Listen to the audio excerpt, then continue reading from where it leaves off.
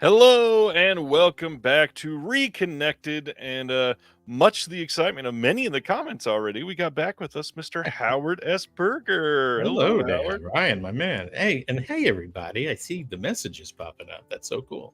You have so many fans here for you tonight. I'm so excited to see everybody's just very excited. It's going to be a great night. It's good vibes. What has been going on with you? Because we've been hearing your name a lot this year. I have, I just you've been hearing my name a lot. I haven't been hearing anything. I've just been listening to my work. I've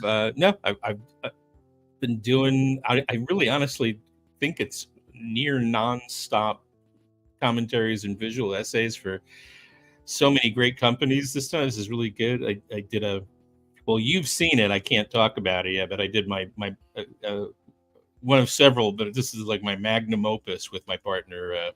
Kevin Marr from the Flying Machiste Brothers. We were pretty proud of it. A feature length. They're all turning out to be feature length lately, but this was a really this was an important one for us. It was very special. It was like percolating for a long time, but can't say what it is soon. But it's a big one. We've just been churning out a lot of really fun work, I've got to say. To the Fulci set, the lizard and the woman's skin for Umbrella. We did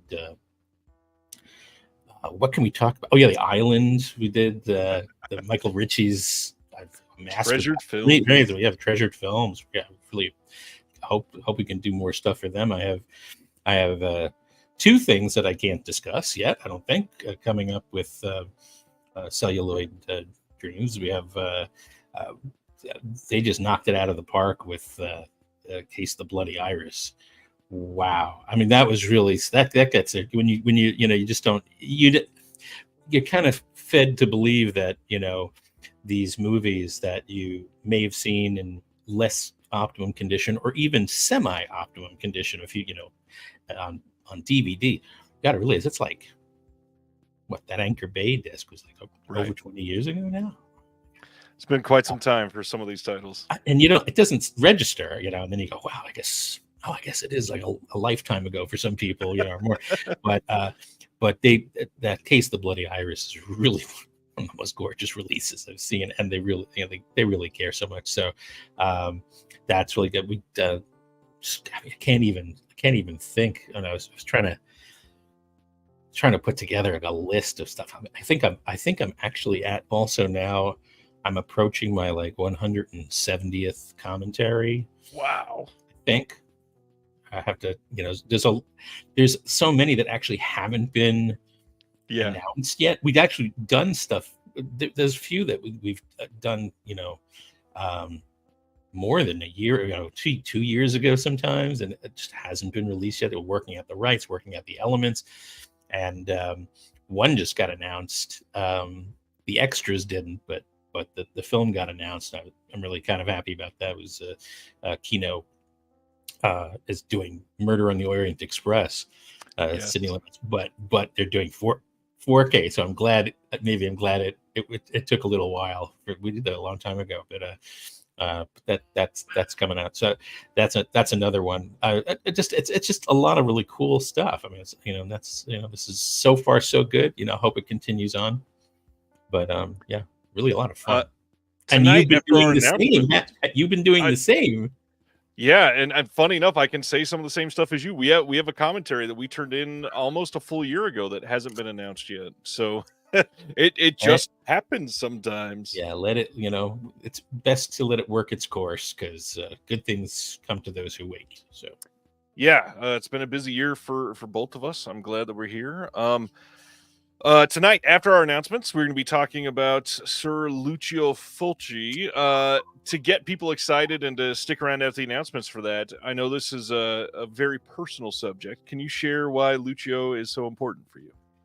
Oh, my man. Yeah, I had the great fortune of meeting him under probably most people's dream circumstances, and I didn't expect to. I had no idea. I had gone to Rome, Italy. We had a film in the festival, the Fanta Festival there, a long time ago now. I think I think again. To me, it's yesterday. So I like, oh wow, I think it was like 1995, summer of '95, and a film called Original Sins, which is slowly eking its way out onto Blu-ray eventually as well. Can't Um, wait. yeah, it's good. It's a fun one. It was the first thing we ever really did. So, warts and all, a really crucial experience for me. But I've been pleased with it. Love the reactions we've got from a lot of people. But Lucio was one of those people, and I had no. I honestly, when I was told, it was whispered to me when we got to the festival because they were screening it, supposedly in like a little theater, and all these indie, the indie section of the festival was being screened there, and I did not know that he had been talking it up. I hadn't. How would I know? I don't speak Italian. I didn't know. We flew there and we stayed the whole course. Well, like 3 weeks we were there, and it was like the best time of my life. And someone came up to me who spoke English, and they said, "Oh, you're getting a lot of really good word. Apparently, Lucio Fulci." So I'm like, yeah. And because everybody there was very sarcastic, they all had very biting senses of humor. So I didn't believe anything anybody said. So then we saw him, and it looked like he was wearing pajamas. I mean, he was wearing, I've never seen an outfit like this, but I'm like, boy, they wake him up or something, and they got him into the theater. But he was there, and I was afraid to even go near him. Honestly, I mean, I had no idea what to do. I was just terrified. I'm awful when I meet my heroes. So Right. it was a little ways into the festival, and I was coming out of Suspiria, which was I think it was an IB Tech, an original IB Tech, pristine IB Tech print. It's gorgeous. The colors were like tears. Eyes were tearing watching the thing. I forgot the colors could be like that. And I'm in the lobby. I was told to go. We were going to queue up. I was supposed to go and queue up the screening was that same night, but later.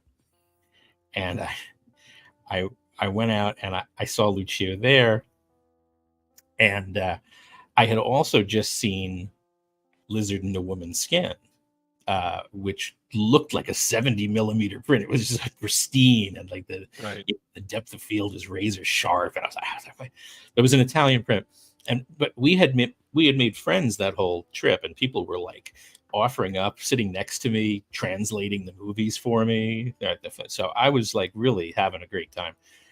And I saw him, and I said, I got it. I have to do it. So I went up to him, introduced myself, and I said, Lizard in a Woman's Skin was seriously, I'm still shaking from seeing that thing, and whatever, And he takes my hand, pulls me in, and he basically put his head on my shoulder. It was like this big bear hug, and I was just like, my bowels just gonna go loose, I don't know what I've never, Right.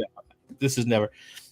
And he spoke pretty good English. I mean, we were talking. He had a companion there, and that very very funny, very very lovely woman who was with him, and we were talking for a while. And he didn't say anything about original sins, and I was like, okay, whatever. But then, of course, later on, I find out that he was one of the judges, so I didn't. Of course, he's going to see original sins, and he by the end of the festival, we had gotten together a bunch of times, and he finally hands me a book of poetry that he had written, because he was actually a really great writer. I mean, not just of horror, but of poetry and some very he was basically an intellectual character. So, and I thanked him so much, and I opened the book, and the inscription says to Howard, the best of this new wave of independent filmmakers. It says your film is astounding. Original Sins was astounding, and I'm like, again, I mean, I don't know how I remained, continent for that entire trip. I was like, seriously, I could have lost it 100 times on the floor. So he ever since then, and then he came over. Sadly, it was he came over to do the Fangoria convention, and which was, I think, only a couple of months before he passed away. But he had requested that I come and into New York City and do the interview with him for Fangoria, which sadly turned out to be the last interview. But he was such a and I went into a complete denial when he passed away. I was like, couldn't even. It was awful, because he really was. I was really fed on him since I was a little kid. With all the whatever American releases there were. I think I saw Lizard in the Woman's Skin as Schizoid. When it came out, I was like, all these. It was never under the title that it should have been. I've seen all.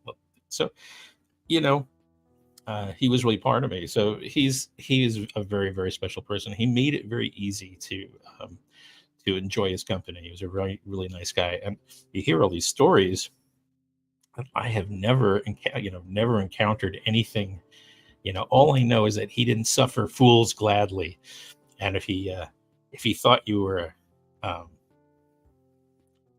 don't know how to say it. If he thought you were a jerk, he would treat you he'd treat you like one. Good. So I mean, to me, I only had really wonderful conversation. He was a brilliant guy. And then while I was in Rome, the greatest thing was people were showing me the films that I couldn't see in America, which were the comedies, and at that time the westerns were very difficult to see. This is in the 90s. This was before, I think, the internet was only a couple of months old. You know what I mean? It wasn't really like, we only just had like the internet movie database for maybe a year or two or something. I don't know. It was pretty bare bones, but there was nothing. You'd have to really know what to look for. And people were showing me like his Franco and Ciccio films, which I still think demand right. a box set that I would love to try and produce. I mean, that's like, I would get my hands on it. Some of those were just brilliant. So it was a really great time. And then I came back. He had passed away, unfortunately, but I was asked to come back the following year as a juror because Jean Roland got sick.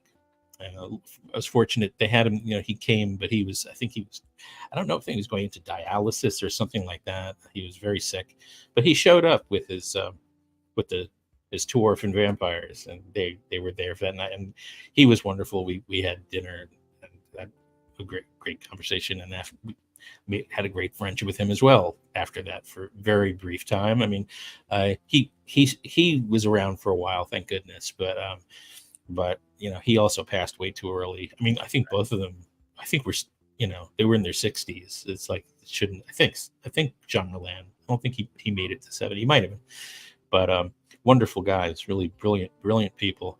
I mean, don't forget, they showed up on sets and made these movies. I mean, like, Yep. even something which he, wholeheartedly, he he would have embraced the humor, the camp aspects of something like Murder Rock or something. He was fully aware of Right. what he was doing, and full of contempt for the stuff that he thought he was being, rooked into doing, or raked over, treated without any respect for. I mean, and he would dish out the contempt rather freely. But I can honestly say, I mean, he's a really, really brilliant, great guy. I mean, I love his daughter Antonella. Is a very special person, brilliant in her own right, and I completely endorse her her love of that man. There's definitely reasons. He was actually, I found him a really special person. So glad that you want to talk about him tonight. He's always on. One of the reasons is because we got to highlight some of your recent work for Umbrella, because they've been having you on for a lot of stuff this year. But Lizard in a Woman's Skin is one of those that I think everybody should have their eye on for sure. So we will be highlighting very specific titles after our announcements and all that fun stuff. First, why don't we talk about what we've been watching? Anything that you haven't been working on that you've had a chance to see recently? It's getting harder and harder. I've actually been setting up a Plex channel for myself, so I can my personal Plex channel, so that when I, to keep myself alive, I just go on the recumbent bike, for an hour, a couple hours, and we set up we've been moving, get larger and larger TV sets. So when we get the 80-inch, then the 70-inch goes in the bedroom, and then the 55-inch from the bedroom goes in the exerciser. So it's a weird. But I've been watching. Oh, thank God! I've been reliving all the Don Dohler films. Are you a Don Dohler head? I won't say head, but yeah, I've seen a couple. Oh, you should be. I mean, if he was alive today, I'd suffocate him with hugs. I mean, I used to get his magazine all the time. I remember what it was called. He had the best magazine for like Super 8, movie making or whatever. Oh, Cinemagic. That's what it was. He was a wonderful guy.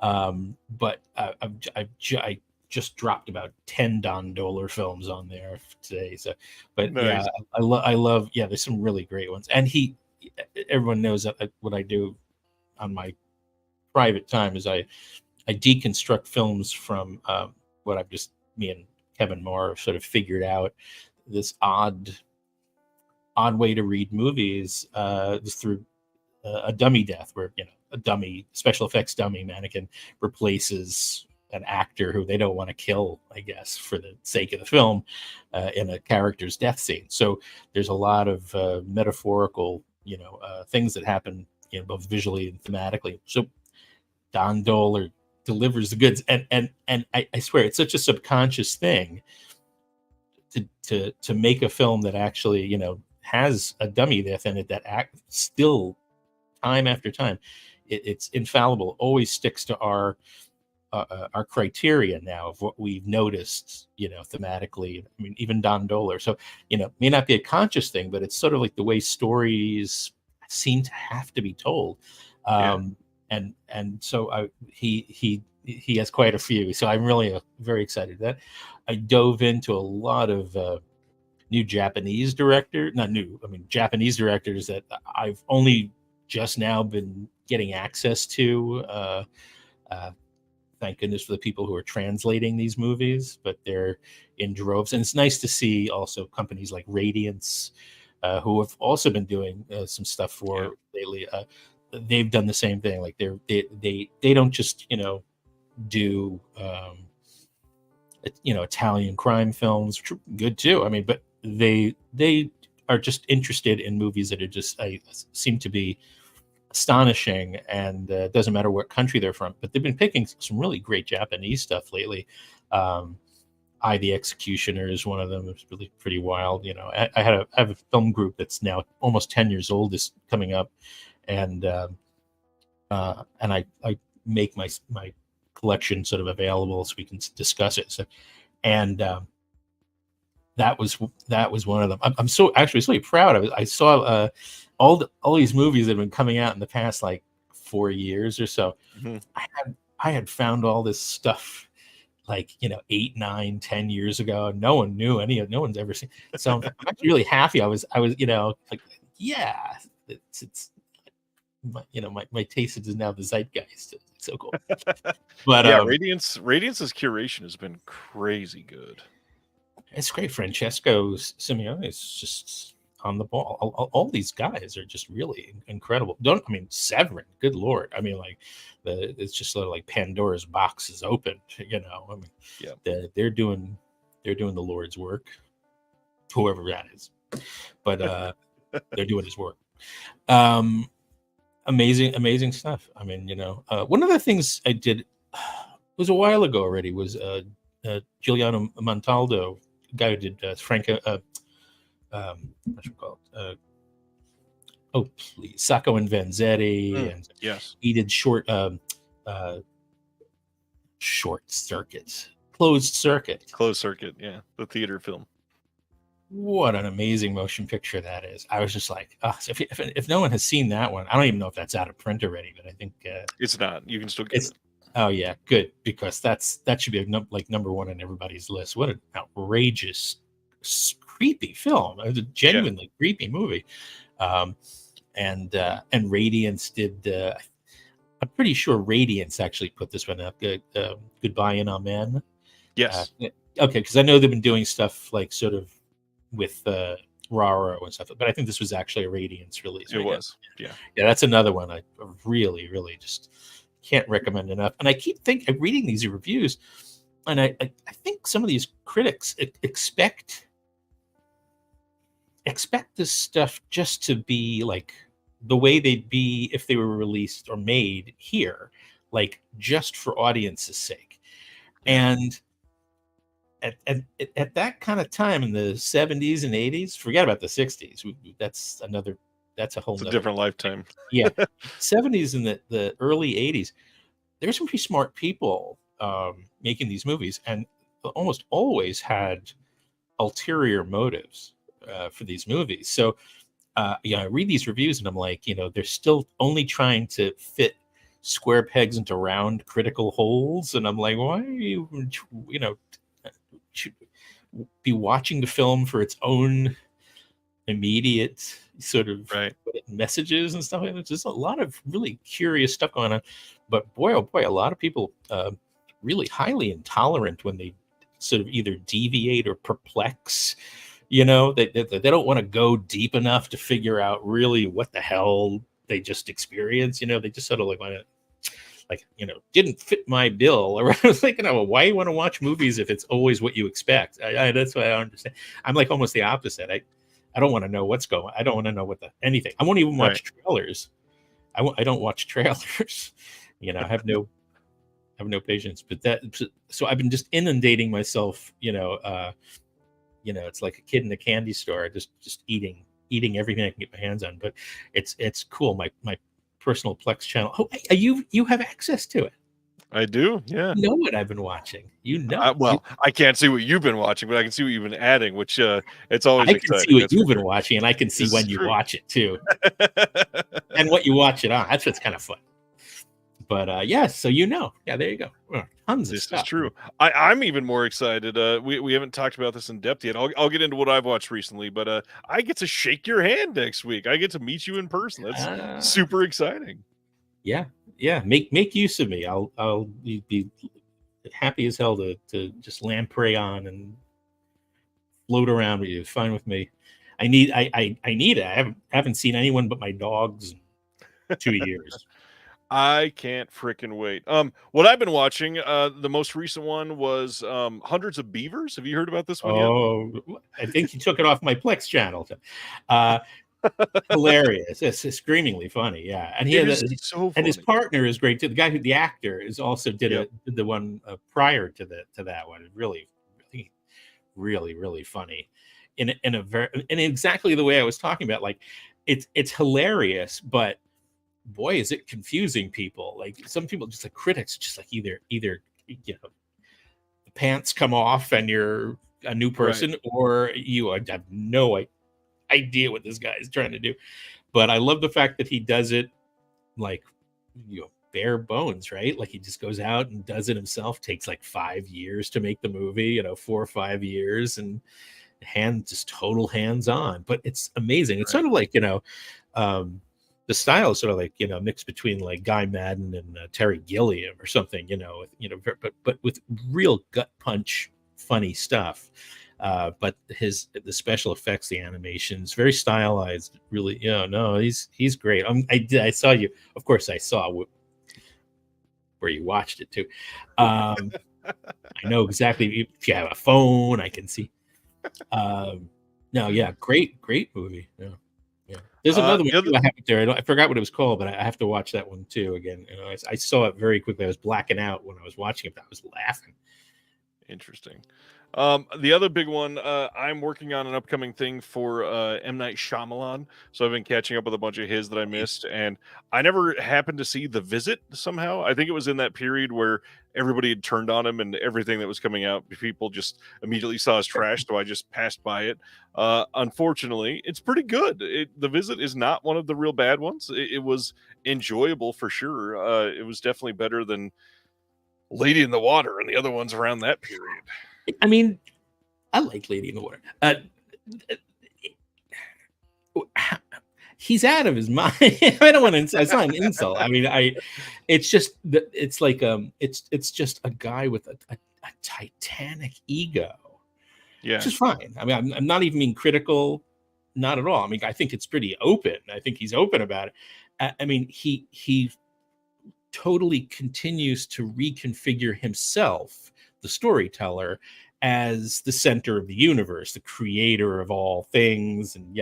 And what's wild is that sometimes it's not that they're complex, it's that they're nearly incoherent. So I know there's got to be something to push me on because I'm either not catching it or I'm not getting it. So, but Lady in the Water was one of those where there were people walking out pretty angry, but I was just like, oh, right. No, he's saying he's the center of the universe. Why are you ignoring this? That was interesting.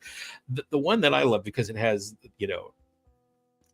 exceptional use of dummy deaths is The Happening is wild. I mean, that is just too funny, really too fun, but good. I mean, insane, but it makes sense. And I just hate attaching a critical thing to it. But The Happening is the one that I think honest God, I think I've seen it like 20 times since it got. I'm not joking, maybe more. I have to, right? We have to figure it out. But it's a good one.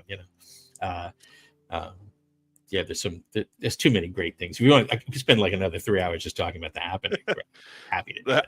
I never hated The Happening. I thought it was decent, other than the last 3 minutes are kind of hit or miss. That's my favorite part. Yeah.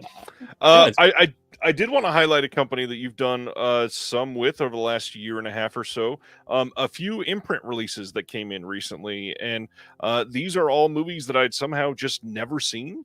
The first one was The Man Who Haunted Himself. Check that one out. I've never been a Roger Moore fan. I'm sure you've seen this one. What do you think of that one?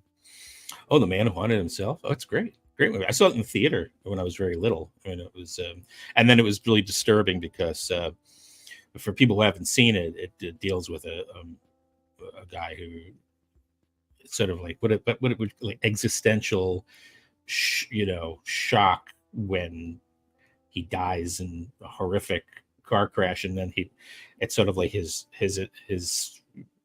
spirit refuses to acknowledge and accept death. It's a really wild movie. So it's a great script, but a particularly horrific car crash. And what was really depressing is only a few months later, the director himself died in a horrific car crash in that same exact spot that happens in the movie.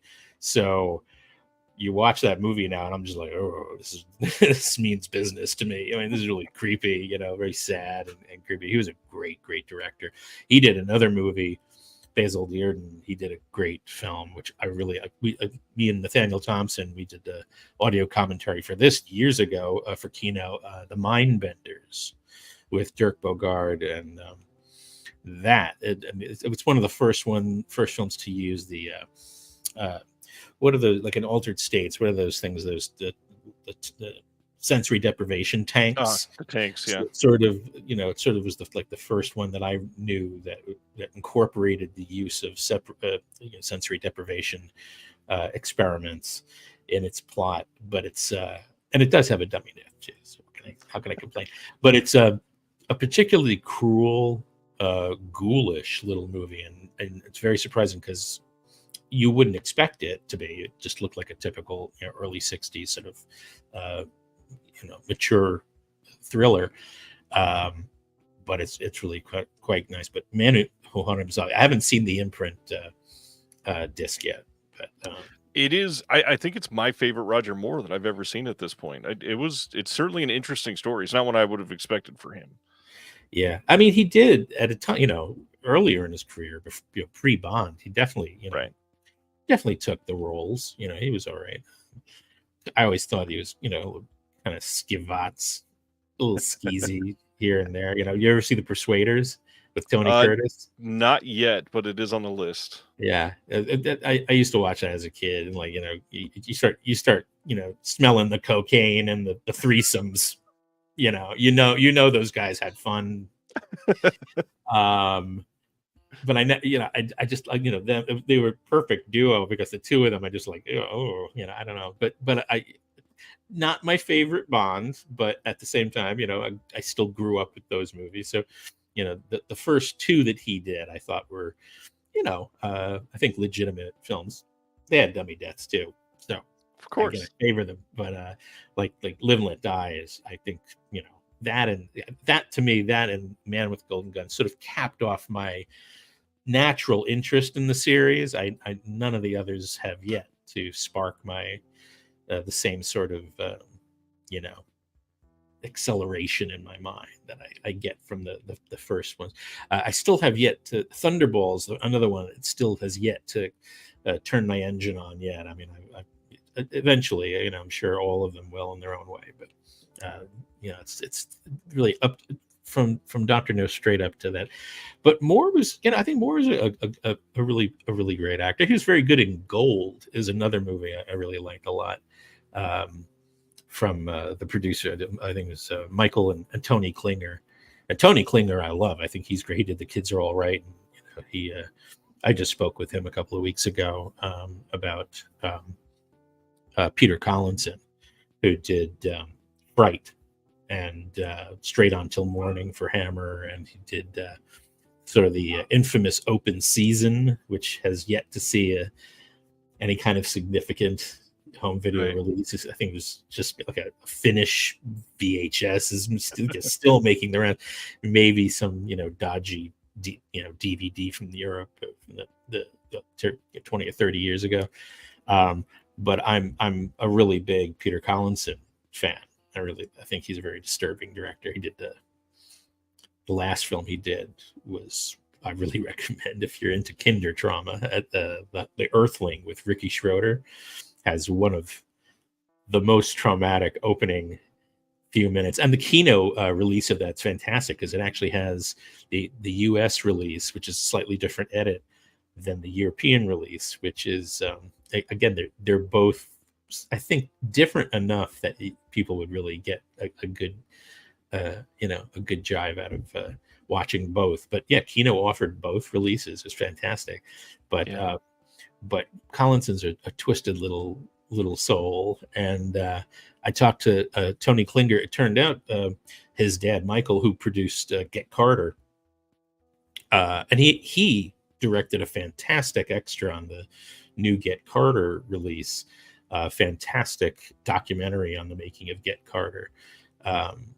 So that's another reason to sort of seek that one out. If anyone's a big Get Carter fan, that's fantastic. But his dad produced this film, and I think he might have been co-producer on a film called Gold with Roger Moore from like 1974 by Peter Hunt, who did On Her Majesty's Secret Service, and before that was like the primary Bond editor for Eon. And again, typical 1974 PG, was just absolutely horrific. There's some amazingly traumatic sequences in that movie. Good villains, good things. So it's enough if you're in it, if you're getting in like sort of like a I think I might want to try out some other good Roger Moore parts. That's a really good one to seek out. Is Gold. He Gold also was just released by 88 Films in the UK, by the way. really curious to see how that differed. Again, Nathaniel and I did commentary on that, so I'm curious to see what differs. Well, speaking of commentaries, to link that Roger Moore joint, they also put out Catacombs at the same time. This Wow. one, incredible art, but both releases of The Man Who Haunted Himself in Catacombs have commentaries by Kevin Lyons and Jonathan Rigby, which Okay. perfect choices for these two. Sure. Absolutely the best. You're talking about the Gordon Hessler Catacombs? Yes. Nice. Oh, see, I didn't know about this. Yeah, this was a worldwide first time on Blu-ray, and they got a couple interviews on this, and the audio commentary though is great, and it's a brand new scan on it. Looks very, very good. I really hope people check that one out. And then they also put out a hard box on that one. I think a lot of people had their eyes on this one. It was the Uninvited and the Unseen in a double feature. That was a big title for them that came out. Yeah, no, the Uninvited especially that's like a Halloween perennial, really spooky film, and it's a nifty movie. I mean, that's one with am I getting right? It's a haunted house with Ray Milland and his sister. Yeah, oh my god, really bizarre movie, and that's one where Farcio Eroart, the process photography maven, he did all the sets were built with all the sets had like these amazing like backdrops, like these huge windows overlooking the sea and the rough water. And I've never seen I've never seen like a production from that era. It was like 1944, something like that. Yeah. And they're using special effects in every single shot, like interiors and exteriors.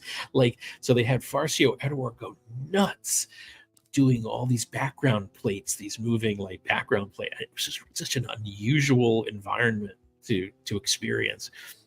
Just beautifully atmospheric and stuff. So that's it. But I haven't gotten my mitts on their release of it yet. So.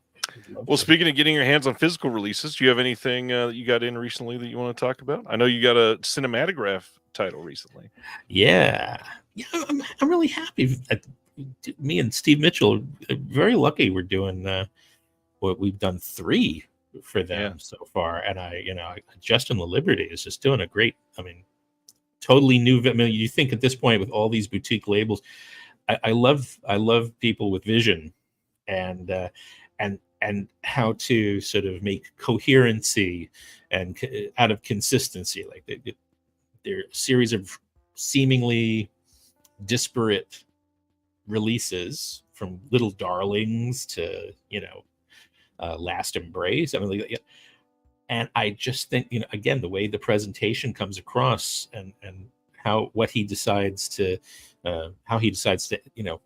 pull in to educate the backstory of these movies, it's to me, I feel very, very comfortable about it. I really like the Red Rock West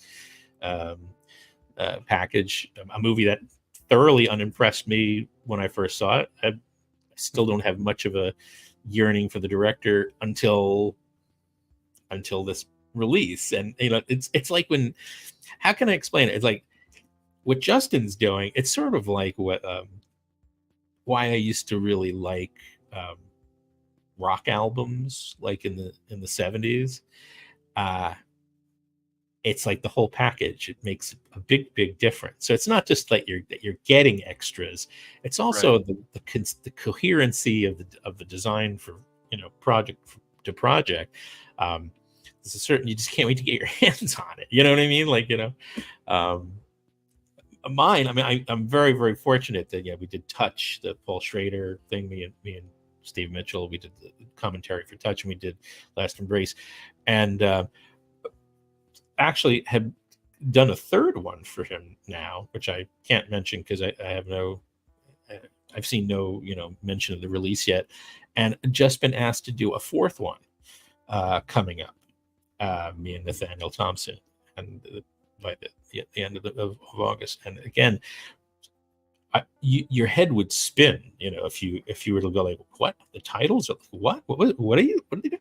It's just really fascinating. So I'm even though we're doing part of it, it's great when you get it, and now like I get to dive into the other people who are Right. contributing and how it's like people who see facets to a diamond, you know what I mean? And it's like, wow. So you can't help but walk away just feeling excited for this whole thing. I don't know who, well, I do know who. You could tell the studios want to make everyone believe that, like, hard media is dead. I think if anything, it's not even reaching the apex yet. I think everyone's still, they're in it to win it. I was like, yeah, let's keep I going. just wrote about that in the newest issue of the Physical Media Advocate. It's a very short piece, but there's something about so many people saying it's all gone. The golden age is done, and while we're all getting Wow. the best releases we've ever seen in our hands, it's hard to argue with that. Yeah, no, I agree. No, you're right. You're right. No. To put a button on the imprint conversation, the Unseen and the Uninvited, both of those discs have contributions from Imogen Sarah Smith, who is absolutely incredible at what she does. Check both those out if you're into it. I think that Going For It is probably the best release of those two films, and I think you'll be very happy with it. Some recent physical pickups for myself. I wanted to highlight the newest Terror Vision bundle. They've got Dawning. This is a modern psychological thriller type film. This is the second title in the Graveface imprint that they're doing. They put out Family Dinner, which is a great looking cover and a great title. One, I'm very, very excited to spend some time with that in the player. Psycho Sisters. This is bundling everything that was on the Saturn's Core release with the other version of the film that was shot on film. So if you are into this title, this has literally everything you could want on it. And then the one that is the most anticipated title for people from this one, In the Woods, which is wild. This movie is going to make a lot of people very happy. Have you ever seen In the Woods? No, not at all. I might have it somewhere in another incarnation of it, but that looks pretty tasty. It is a weirdo creature feature from the 90s, and it's amazing. Yeah, I have it somewhere, but I don't. It might even be. It's on VHS. I think that mine might. I believe it was. Yeah, I think that's where I have it. I think people should check out, especially In the Woods, because you're going to be very happy with that. We got a lot of announcements to cover tonight. Some of the biggest titles. Is there anything else you want to bring up before we go over there? Oh, I'm just enjoying. Go for it. No, I'm trying to think if there is some other stuff that it's just because I what it's like. I sit down for 2 weeks with one title, trying to 3 visual essays for it and everything. I haven't gotten around to watching. I haven't gotten my copy anyway. I don't know if it's out yet. The Primevals from Umbrella that I have. I think it's about to ship. Oh, yay! Okay, good. So it's still fresh. Okay. Yes. Yeah, yes. And it's been around. I just didn't want to. I wanted to wait and see it, anchored with everything else. But I think there's 2 separate releases to that too. I think, right? Yeah, there is a stateside one coming, and even then they're doing like a standard release. But then Full Moon is also doing one of these crazy Charles Band bundles where you can get something autographed and with like 4 discs instead of 1. And yeah, cool. There's all kinds of stuff coming. That's all. And the other thing, you have so much in the pipeline. You have some of like the year's biggest titles that haven't been announced yet. And I just can't wait to see how people respond to these, because your work on some of them that you've shared is fantastic. No, thank you. And ditto with yours. I mean, I gotta say, I really, I'm hoping at some point we can actually collaborate on something instead of just. I don't know if we should say something, but we're kind of about to. Go for it. I'm not going to say the title, but fire when ready. Yeah. I can't wait just to be able to do something with you. Is going to be super fun. Yeah. But look for that in the future. We'll be talking about that announcement here in the next couple months, I'm sure. Speaking of announcements, let's get into this. So Mondo Macabro announced that they are going to be doing a 4K and Blu-ray release of Bohachi Bushido, Code of the Forgotten 8 from 1973. Fantastic. I just watched this, not this version, but I obviously, but I just watched this literally 2 nights ago. And I it just was. I know. Thank goodness they're diving in, because this is going to be insanity. Have you seen this yet in any way, shape, or form? I have not. This is one that Oh has eluded my! me for years. Oh my!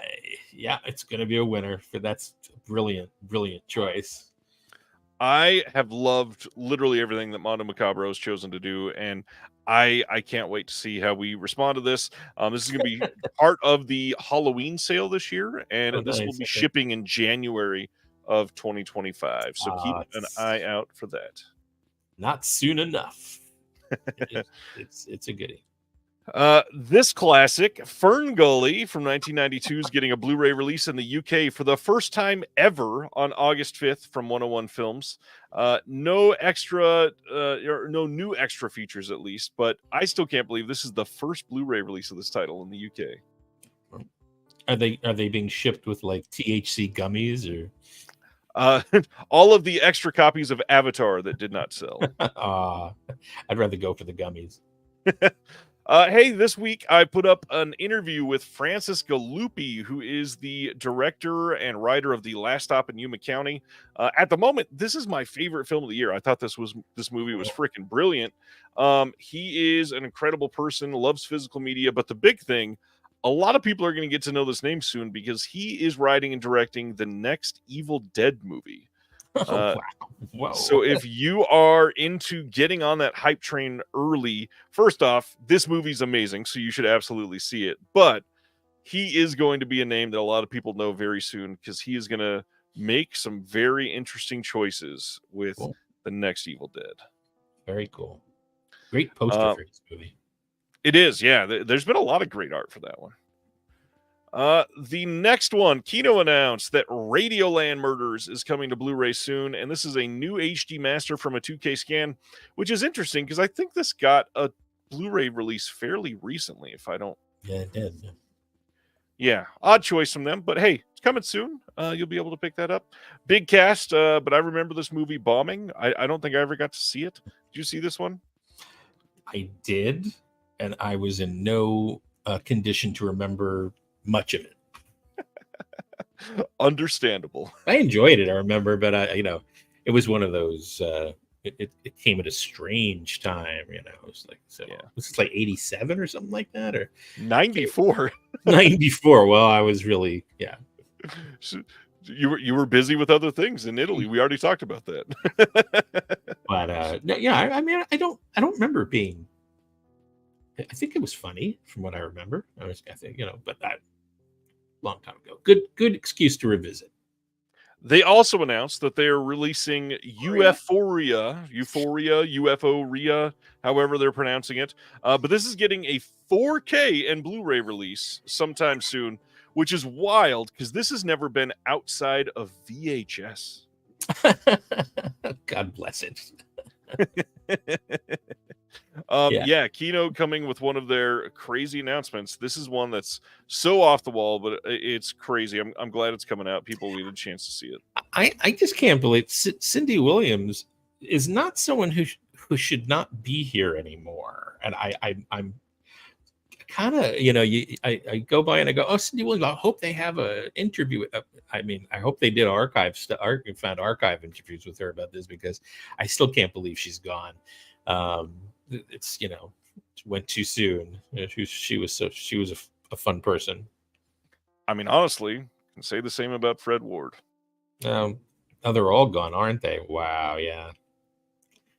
I love that Fred Ward was in Roberto Rossellini historical dramas. That's what blows my mind. He was like legit. Really. He's not just a an action dude or whatever. He was right. He was legit. It was cool. Miss him. Yeah, definitely miss him. That's a good cast. It's a fun movie. If you haven't seen it at all ever. No, never. This is one that I don't think has been available in quite. I mean, literally only on VHS. Yeah, I mean, I'm trying to remember. Is this the one? Is Elaine May in this also? No, I'm trying to. I think I'm confusing with a different movie. But that aspect of it is it's been a long, long time. But I remember this being quite quite amazing, actually. Euphoria. All right. The Stand, the 1994 version, is getting a Walmart exclusive Blu-ray release. Likely nothing new on this. It's only going to be a one disc release, so likely no new features. They didn't announce anything, but it's The Stand. It's a classic. Like, most people have seen and loved this. I didn't say a date. September 24th, by the way. Yeah, it never reached me, unfortunately. Soon.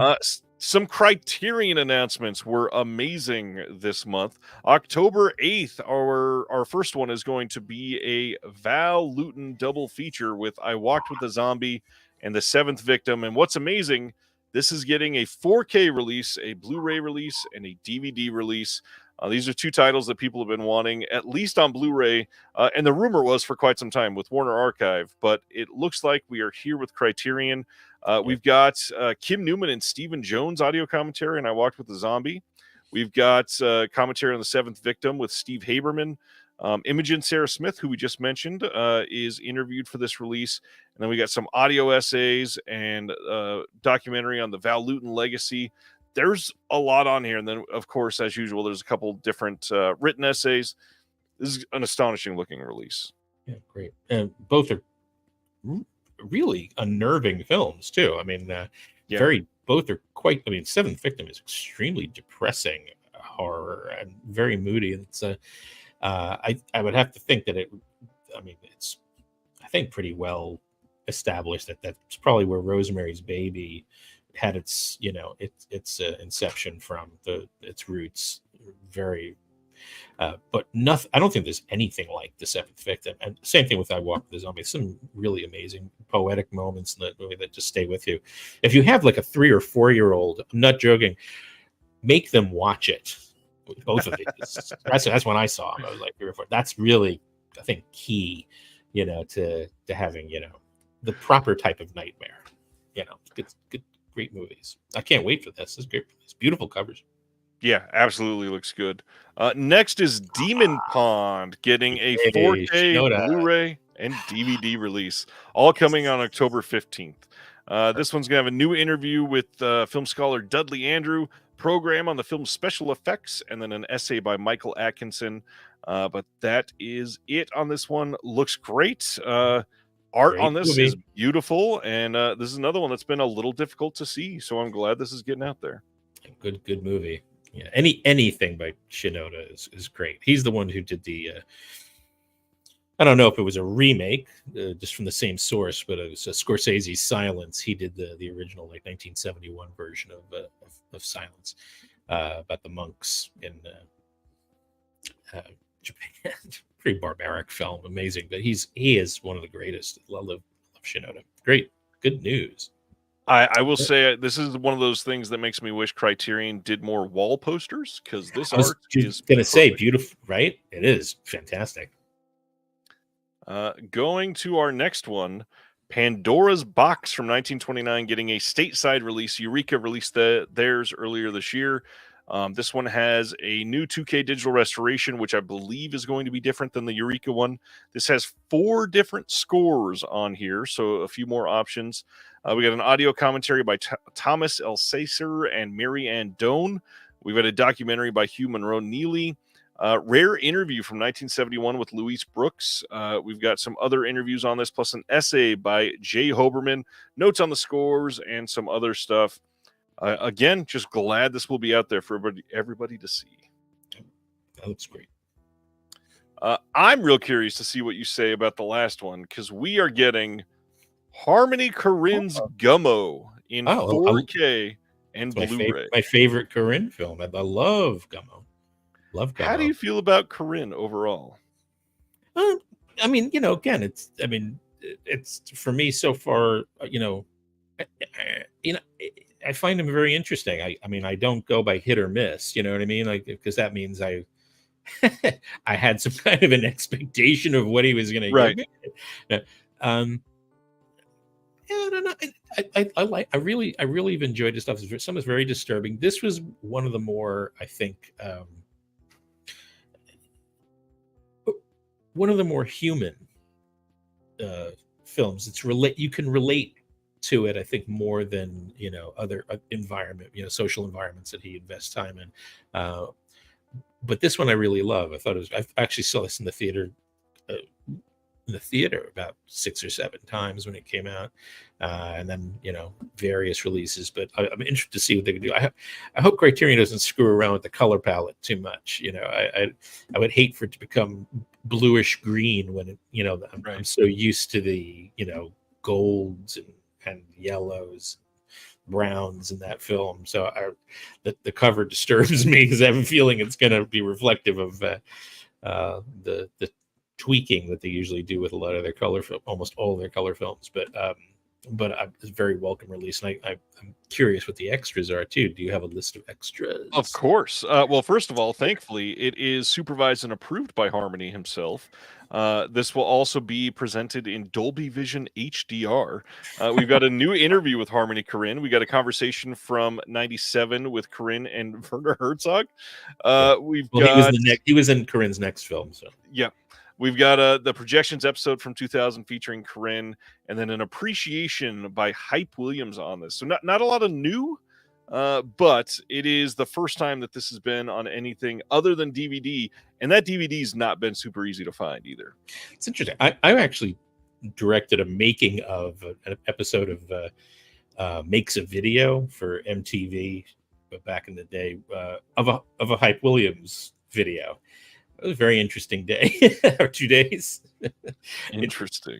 Very interesting. Yeah, I'd like to hear what he has to say. Yeah, and obviously a lot of people excited about this. This is one that people have wanted forever. And to get this and Happiness in back-to-back months is pretty damn surprising. Moving right along. Film. Oh, I was about to say. I can't believe my name is not involved in this thing. I was about to say, this is a certified Howard banger. September 24th, Body Double is coming in a 4K steelbook from Sony Pictures, of course. This one's going to have archival EPK interviews that are brand newly added with Brian De Palma, Craig Wasson, and Melanie Griffith. Frankie Goes to Hollywood Relax music video, the Body Double version, is going to be on this, and that's the first time it's had a release on one of the film releases.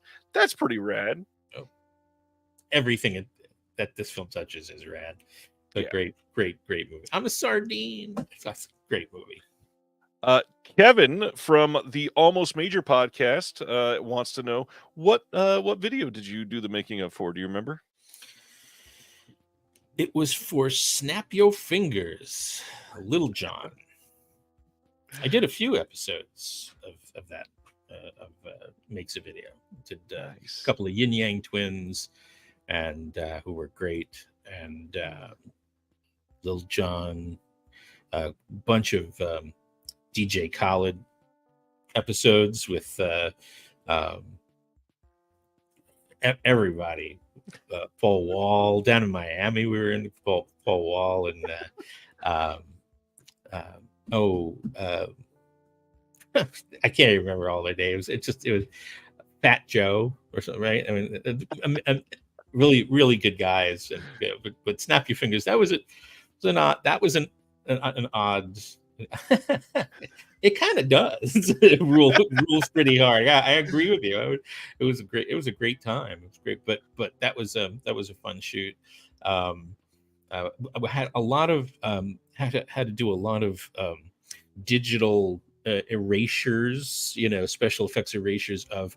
I remember Sean Paul coming out. He had like 2 spleefs in his tucked into either ear, and no one saw it when we were shooting it. And then they're like, "You've got to remove this digitally." We've had to, go in with had to hire a digital effects artist to eradicate all the weed.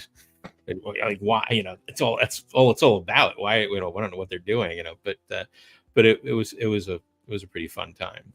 So I love that we just had this conversation. There's more we can say, but I don't want to get into legal problems. So, let's see. Next is a big one. Columbia Classics Volume 5 from Sony is coming on October 1st. This is a big deal for a lot of people that noticed that it was the second one of these that was released in 2024. And if you pay attention, the last year, 2023, didn't have any. It appears that Volume 4 was likely delayed a little bit, and they had plans to release that last fall, and now this will be this fall. So our films on this one, we've got some major ones. We've got Tootsie, Little Women from 2019, On the Waterfront, All the King's Men, A Man for All Seasons, and Scorsese's The Age of Innocence. I mean, have they ever? I mean, people will go like, oh, "Why are they so disparate?" The titles and like, but I'm sorry.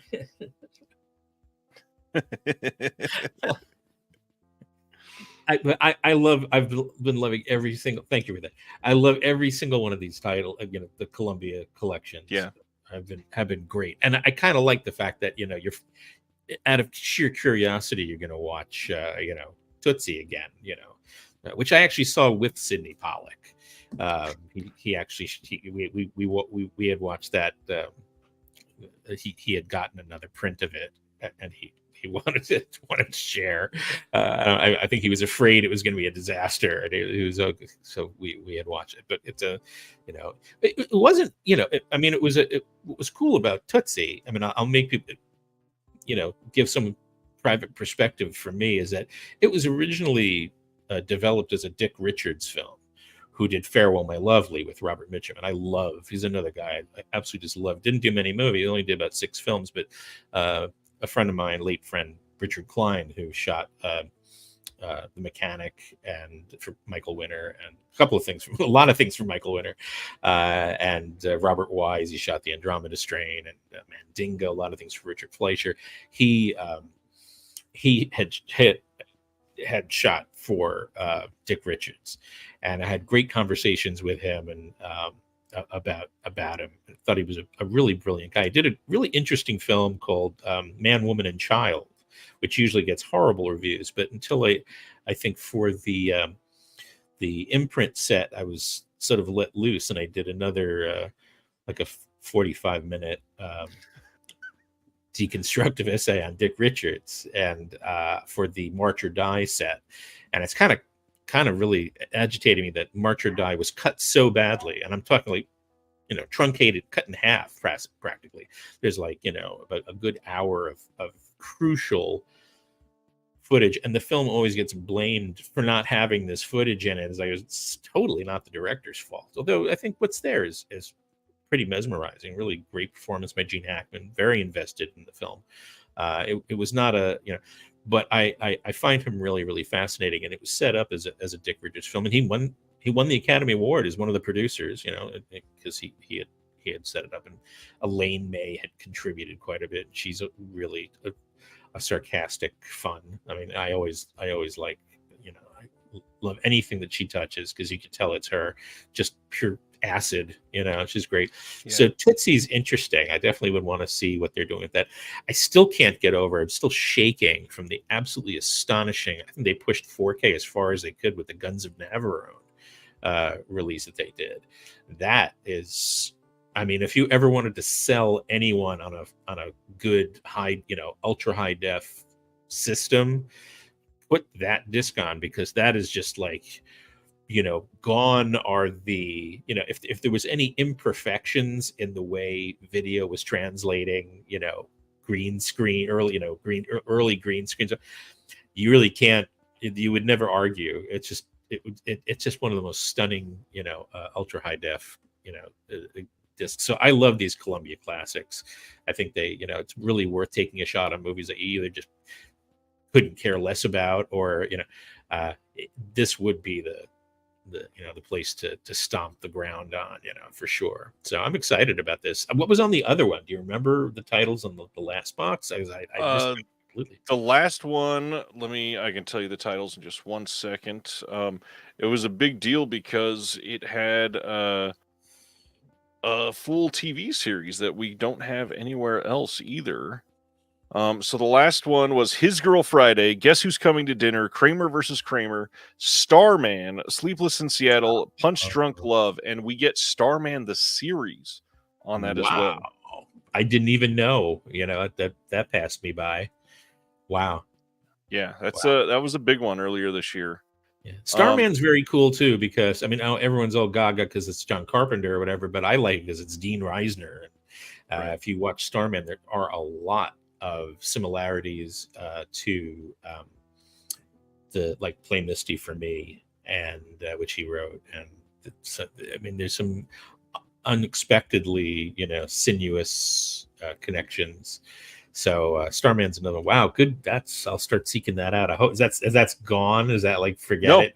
it's still available. I think they learned after the first and second set that people really love these, and so those first two are really rare, but 3 and 4 are still available. Like 3, I think, was on sale today for like $75 for 6 wow. amazing 4K releases and all kinds of extras and everything. So, And I mean, you say amazing. I believe it.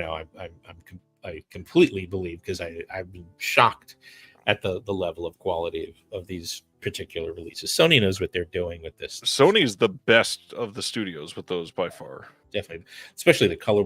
I mean, if there's anything that was in three strip tech, they come very, very close to getting what those colors meant. Yeah. Wow. Excellent.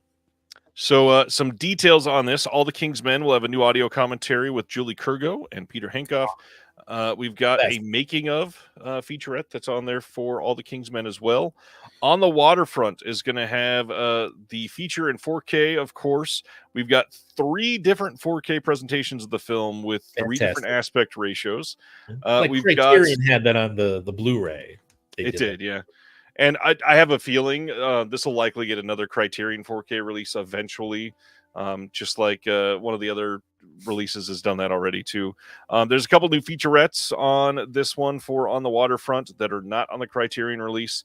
A Man for All Seasons is going to have a featurette on the moral clarity with Bishop Robert Barron.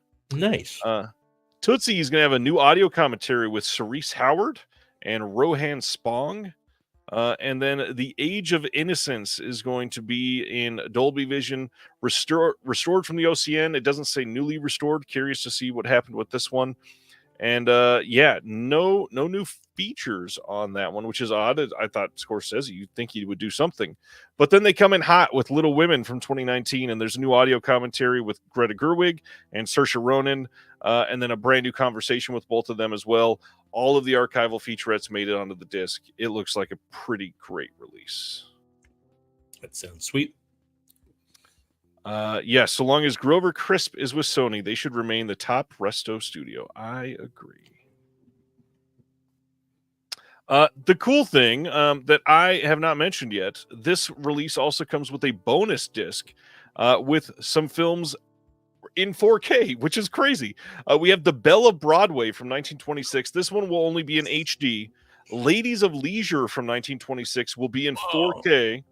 The Desert Bride from 1928 will be in 4K, and The Scarlet Lady from 1928 will also be in 4K. All of those will be in SDR, will not have HDR applied, but it is wild that we are getting those on a 4K disc. Yeah, it still sounds good to me.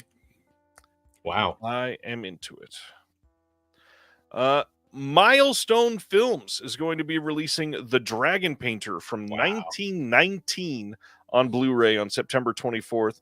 This is going to have a 2023 4K digital restoration by the San Francisco Silent Film Festival. We've got 2 scores for this available. We've got a Reconstructing the Dragon Painter featurette that is over an hour long. We've got His Birthright from 1918, which is almost 50 minutes. The Man Beneath from 1919, which is over an hour.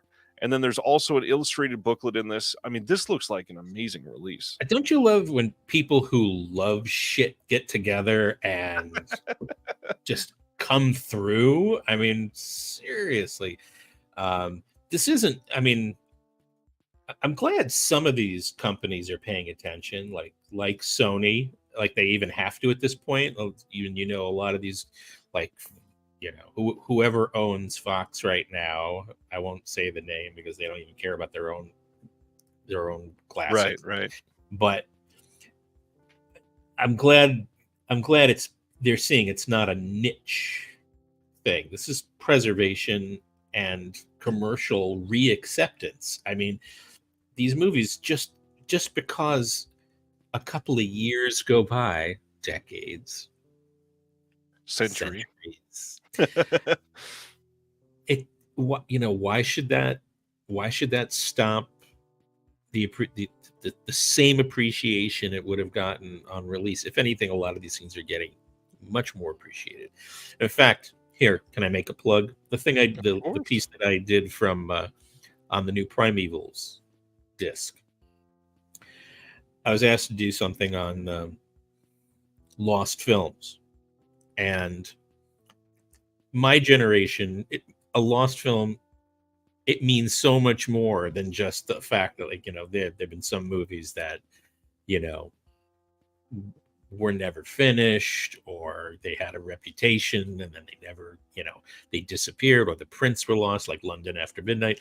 And I kind of had to explain that when you're talking about missing films from someone of my generation, there's always room for that kind of spark that not having something will provide if you are addicted to the medium like I was growing up.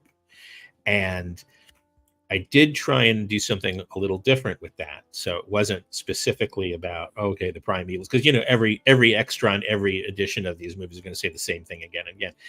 I just had to put in perspective that every movie for a 6-year-old, 7-year-old, maybe even older, but that was my thing, like the early 70s, when a movie came out, you didn't have video. You didn't have access to it after that at all. It was gone. And you had to wait for it to come on TV. And when it came on TV, if it came on TV, it was edited. So you're still not seeing, all it was like, it's edited for television. Oh my God. Like, I'm still not seeing it. I'm lucky enough to have this, but so I kind of made like a memoir out of it, of the pain and sorrow, but also now how everything is so accessible, and these things, people are hunting it down. So you went from feeling completely isolated and alone at the age of 5, who giving a shit, you read an issue of Castle of Frankenstein magazine, and all you're seeing are films you'll never see. If you're lucky, you can grab your dad and pray he's either awake to do it, or he doesn't mind sitting through an R-rated, or convincing the box office guys that you can take a 4-year-old to an X-rated movie, it's okay with him. I'm here with him. Right. Now it's like, look at this. Like, there's hundreds and hundreds and thousands of people all over the world in a concentrated effort to not just find the stuff before it becomes mulch, but also celebrate it with wonderful writing and wonderful, insights. And, I mean, even if it has to happen, even like, Mystery Science Theater in their day, I'm not ashamed to admit that I love, a goodly portion of those episodes. It gave me a chance to watch the movies, and again, I can laugh a little bit because I'm not the one, I'm not making fun of it. I'm just listening to somebody else. So I can be a little guilt-free. It's I wasn't so militant because they were actually funny most of the time, the various groups. But, this is just crazy. It's really wonderful. It's just a great time, to try and survive another day, because you never know what's gonna hit you. But something like this, how great. And it's like there's organizations behind this, I mean, that's just, I don't know, gets me all teary. So thanks. Big deal. Thanks all these groups, all these people, and all these people who are listening to this, even who care. Really wonderful. Really clenches me. I get all choked up. Good stuff. That is September 24th, and next September 24th from Kino is Pray for Rock and Roll from 2003. This is based on Cherie Lovedog's autobiographical stage play starring Gina Gershon as Jackie. Rockers hitting her I'm Still Here years and worrying that she may never make it big. Also starring Drea De Matteo, Lori Petty, Shelley Cole, Mark Blucas, and Ivan Martin. The film marked the feature directing debut of veteran music supervisor Alex Steyermark. This is also established as an LGBTQ touchstone film and a rock and roll cult classic. We've got some archival interviews and extras on here, an audio commentary by the director, behind the scenes pictures, interviews, and all kinds of stuff. Kino putting another one out that has never been on Blu-ray anywhere in the world. So glad we're doing it. Yeah, great stuff. Yes, Ronnie's excited. Somehow never seen it. On a sideshow. That's pretty funny. Going to our next one. This is going to make a lot of people happy. Below the Belt from 1980, getting a Blu-ray release from Kino on September 24th. This is going to have an audio commentary by Dave Meltzer, the editor of Wrestling Observer newsletter. Amazing. I've never seen this one. Have you seen this one? Uh-huh. Not in this, condition. I can't wait. Moving Kino right really, along. Oh yeah. No. Kino knocks it out of the park as far as I'm concerned.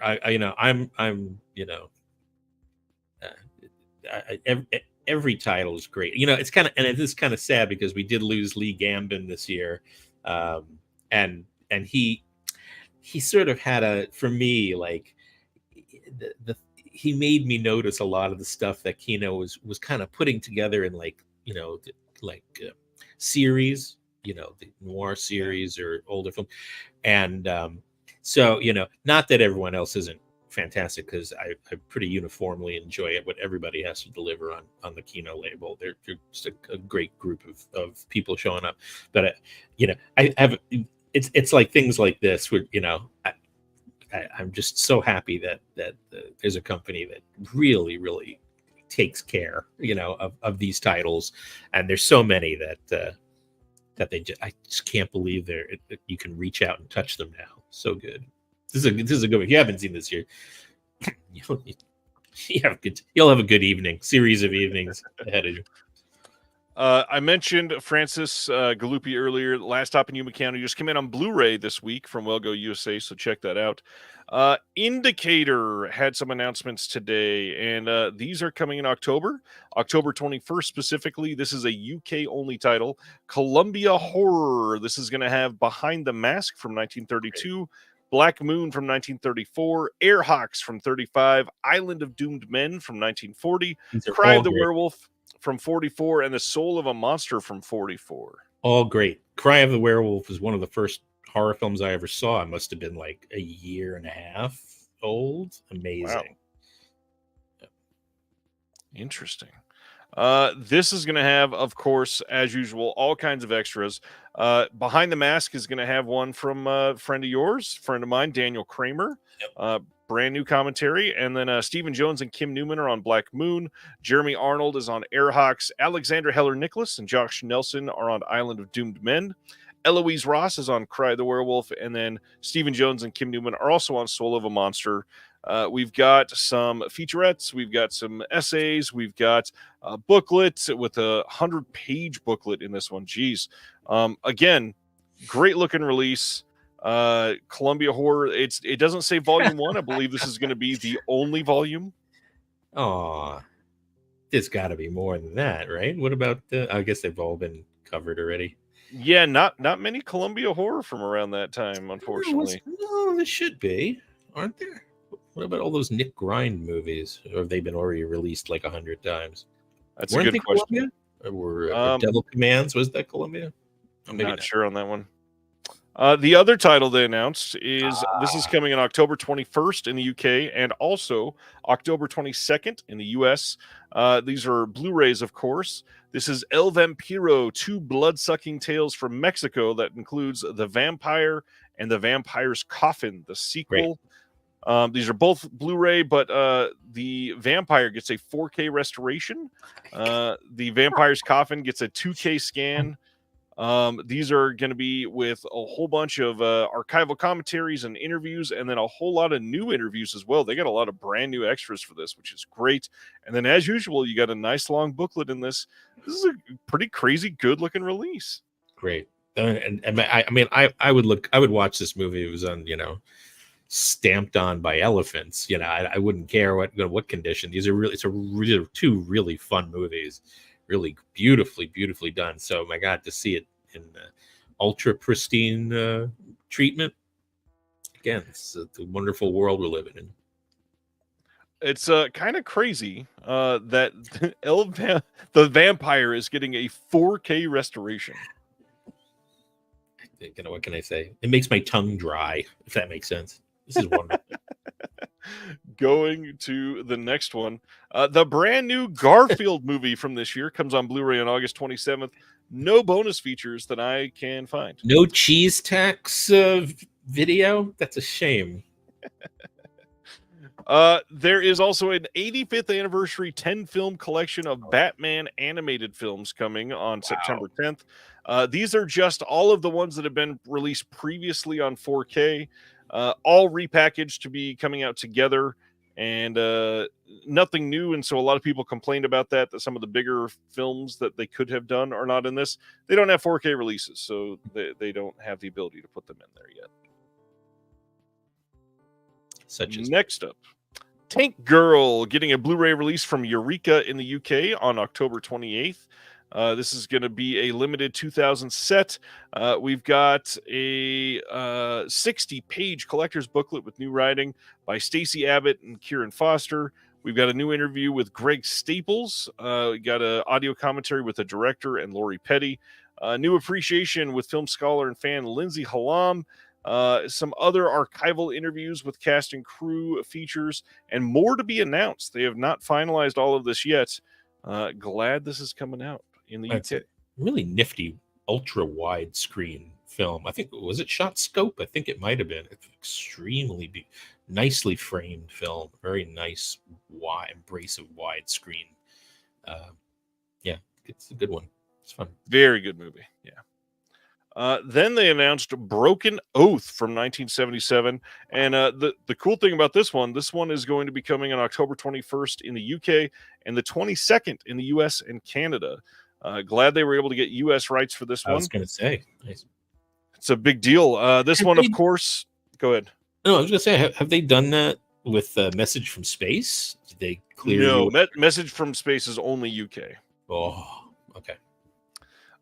This one has the original Mandarin audio. It's also got English dub tracks. We've got English subtitles that are newly translated for this. New commentary by Frank Jang. New audio commentary by Mike Leader and Arna Venema. New interview with Bruce Lung, which is great. New appreciation by Patrick Macias. And then some writing on this by Gino Marchetti and Kung Fu cult master author Leon Hunt. And this one looks great. Any Angelo Mao films are definitely going to be interesting to me. It's an amazing movie. And the movie's extraordinarily standing up for half of it. It's extraordinary. So this is really fantastic. I can't wait. Eureka's had, just like Wave just said in the comments, a very good year, very strong. And even just making the move to be releasing stuff in the U.S. is a pretty big deal for them, considering they've been around. I think the Masters of Cinema line started in like 20 years ago, and now they're suddenly releasing in the U.S. That's not small news. No, this is great. It is great. Same thing with Arrow. I mean, yeah. I'm happy to be doing stuff for the Arrow US. This is it's a really great sign. These companies are flourishing. Next up, another Kino title, September 17th. They're releasing Cowboys and Aliens on 4K from 2011. And unfortunately, this was announced like last year or something like that. But this, we finally get confirmation. This is going to be an SDR master of the theatrical cut on 4K. Then the Blu-ray will have an HD master of the extended cut. That's it, not a 4K of the extended cut. But there's also nothing new on this disc. It's all of the featurettes and extras from the old Blu-ray. And they wanted to chime in and say, before everyone asks, the master that they had created from the original DI, They tried to create a Dolby Vision HDR master, but ran into too many issues that could not be resolved. So they dropped the Dolby Vision to see if it would make a difference, but it didn't. So the two choices were to either release it on 4K using the SDR master like they chose to, or cancel it altogether. So they chose to release it, and here it is. This one I missed completely. I never saw this. I'm not surprised. I've not seen it either. But yeah, not many people saw it. It's kind of the title was even kind of generic, so I was like, okay. And then I love the poster art. I don't know if this was a is this a theatrical poster? Because I don't think it was. And then there's this one as well. We'll go back to the other one because they're making inferences to the end of Raiders of the Lost Ark with the spirits get tied to the post and the spirits going around. Like, okay, you got Harrison Ford, but Daniel Craig is not Karen Allen. So. Craig says it's not bad, not as good as it should have been, and then Sibner says it's not good. Love the juxtaposition. Nicely said. Amazingly, I think that's it for the week already. Let me make sure I didn't miss anything. Yeah, that's it. For the week. For the entire week. It's crazy. If I was like 5 years old, I'd be like, pig and shit. That's my week. We always cover, just to remind everybody, what is coming out next week, in case you forgot. We'll go quick through these. Criterion's Risky Business 4K, The Lady from Shanghai 4K coming straight from Sony. Farewell My Concubine 4K from Criterion. And a reminder on Risky Business and Farewell My Concubine. Those are still 50% off at Barnes & Noble until the 28th of the month. Fall Guy 4K coming out in a standard and steelbook release. Jaws 3 and 4 coming out on 4K.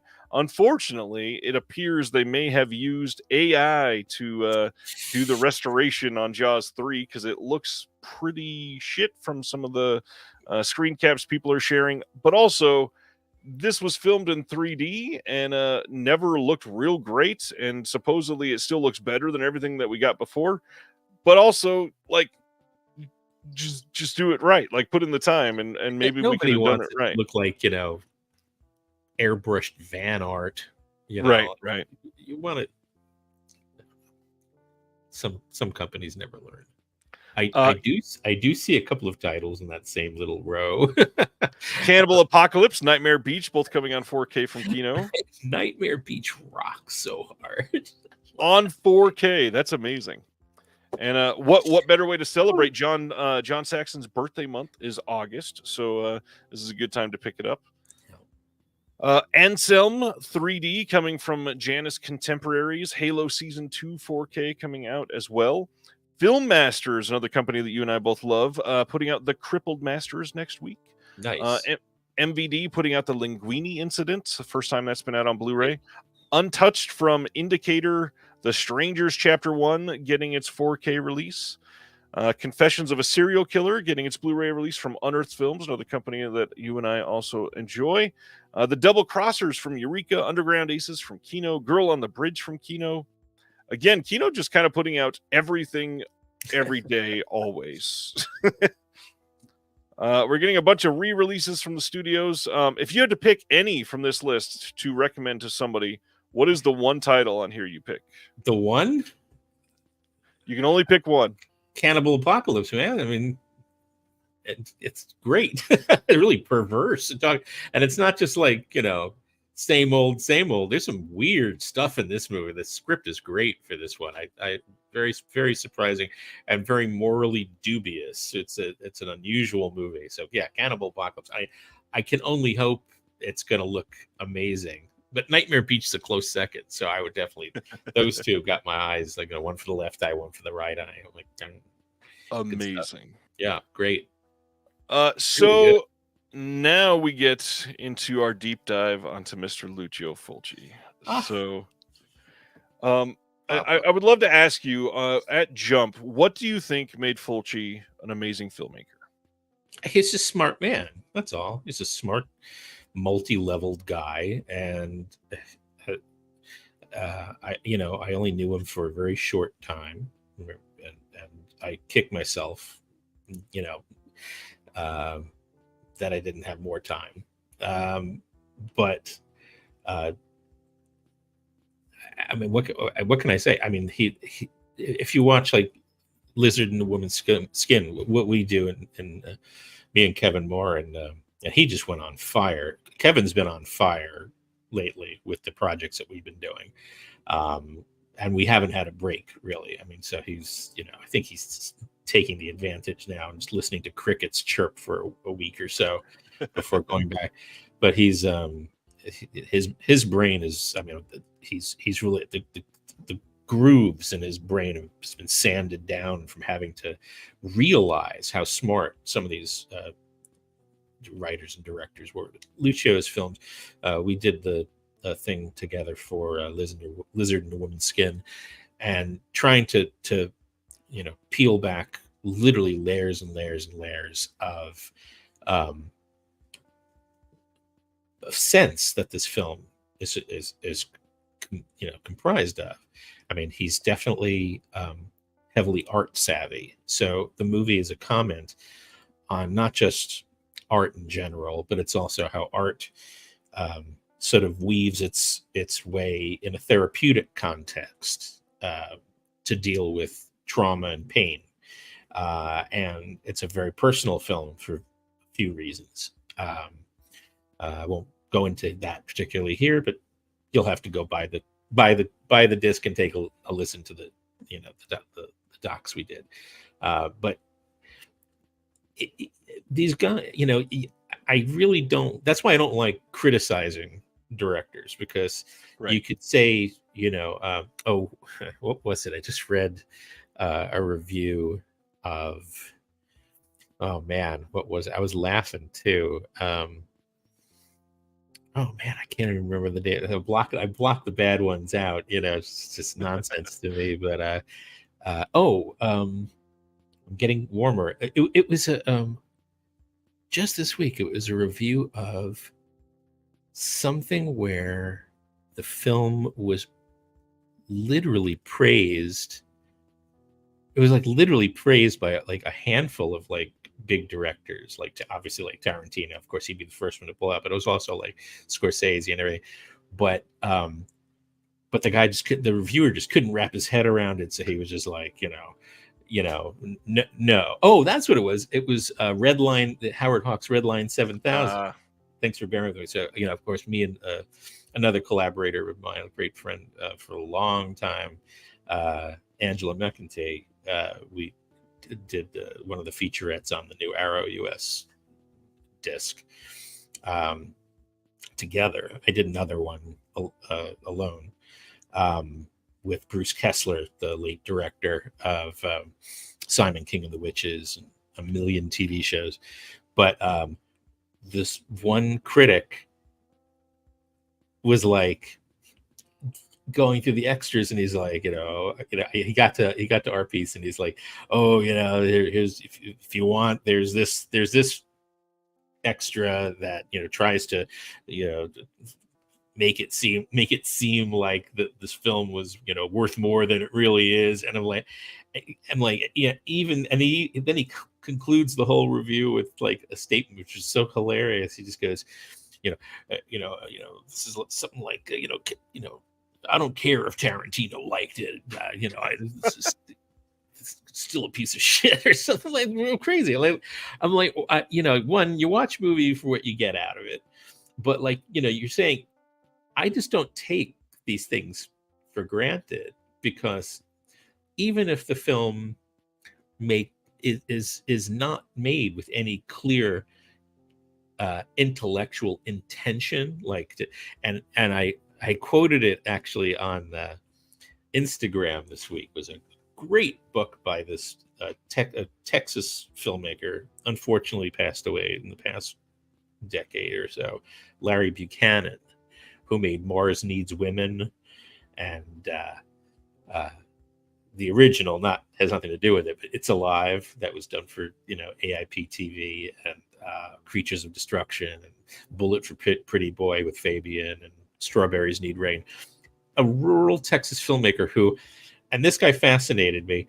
He was hired by AIP to remake these Roger Corman drive-in features, like The Day the World, whatever was it, The Day the World just blew up or whatever. I forget what it's called. The one with Mike Connors, amazing. The day the world exploded, I think it was depressing, horrifying, apocalyptic movie. And Larry Buchanan remade it, not in scope, or not, he remade it with his rural Texas industrial crew. 10 years later, late 60s, on 16 millimeter. I mean, you're going to say that there's nothing fascinating already about that? That's being processed through a totally different technical and cultural sensibility, so that now you have a whole new. I mean, Buchanan was brilliant, and he made those movies like down on Us or something. The ones with Jim, these what ifs about like Janis Joplin and Jim Morrison. I mean, people really talk about their like high camp, and here he actually wrote his own, biography or his autobiography, and he's saying like, we certainly didn't, want people to laugh at them, but I believe that the love that I have for making films is in all my movies. So whether or not there's any intentional, intellectual, quotes from higher sources, literary sources or philosophical sources, it's not conscious all the time. That's what's wonderful about these movies, and that is why Vinegar Syndrome and Kino and all these labels can just sort of wander through this, wonderful wasteland, this and find these gems and preserve whatever is left of them. These guys were smart, whether they knew it or not. It's like you're always going to get another perspective from where someone came. It may not be intentional, but it is, because they want to make the movie. So talking about Fulci, you get the same thing. And he's just a smart guy. And what I keep trying to encourage people, I want to spearhead this so bad. The films that were not really well known once he hit like cult status, which were his comedies, which were the first things he did, comedies and musicals, very rural. The politics was rural. Everything was, all the satire was rural.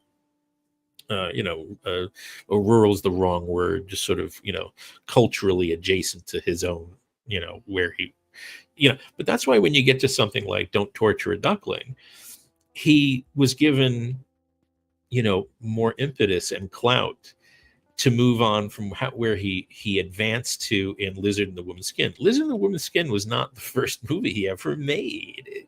He'd already been directing for 15 years, something like that, like 50. So he was like a staff writer for a lot of these great directors too for a while. But when he starts to get noticed when, you give him a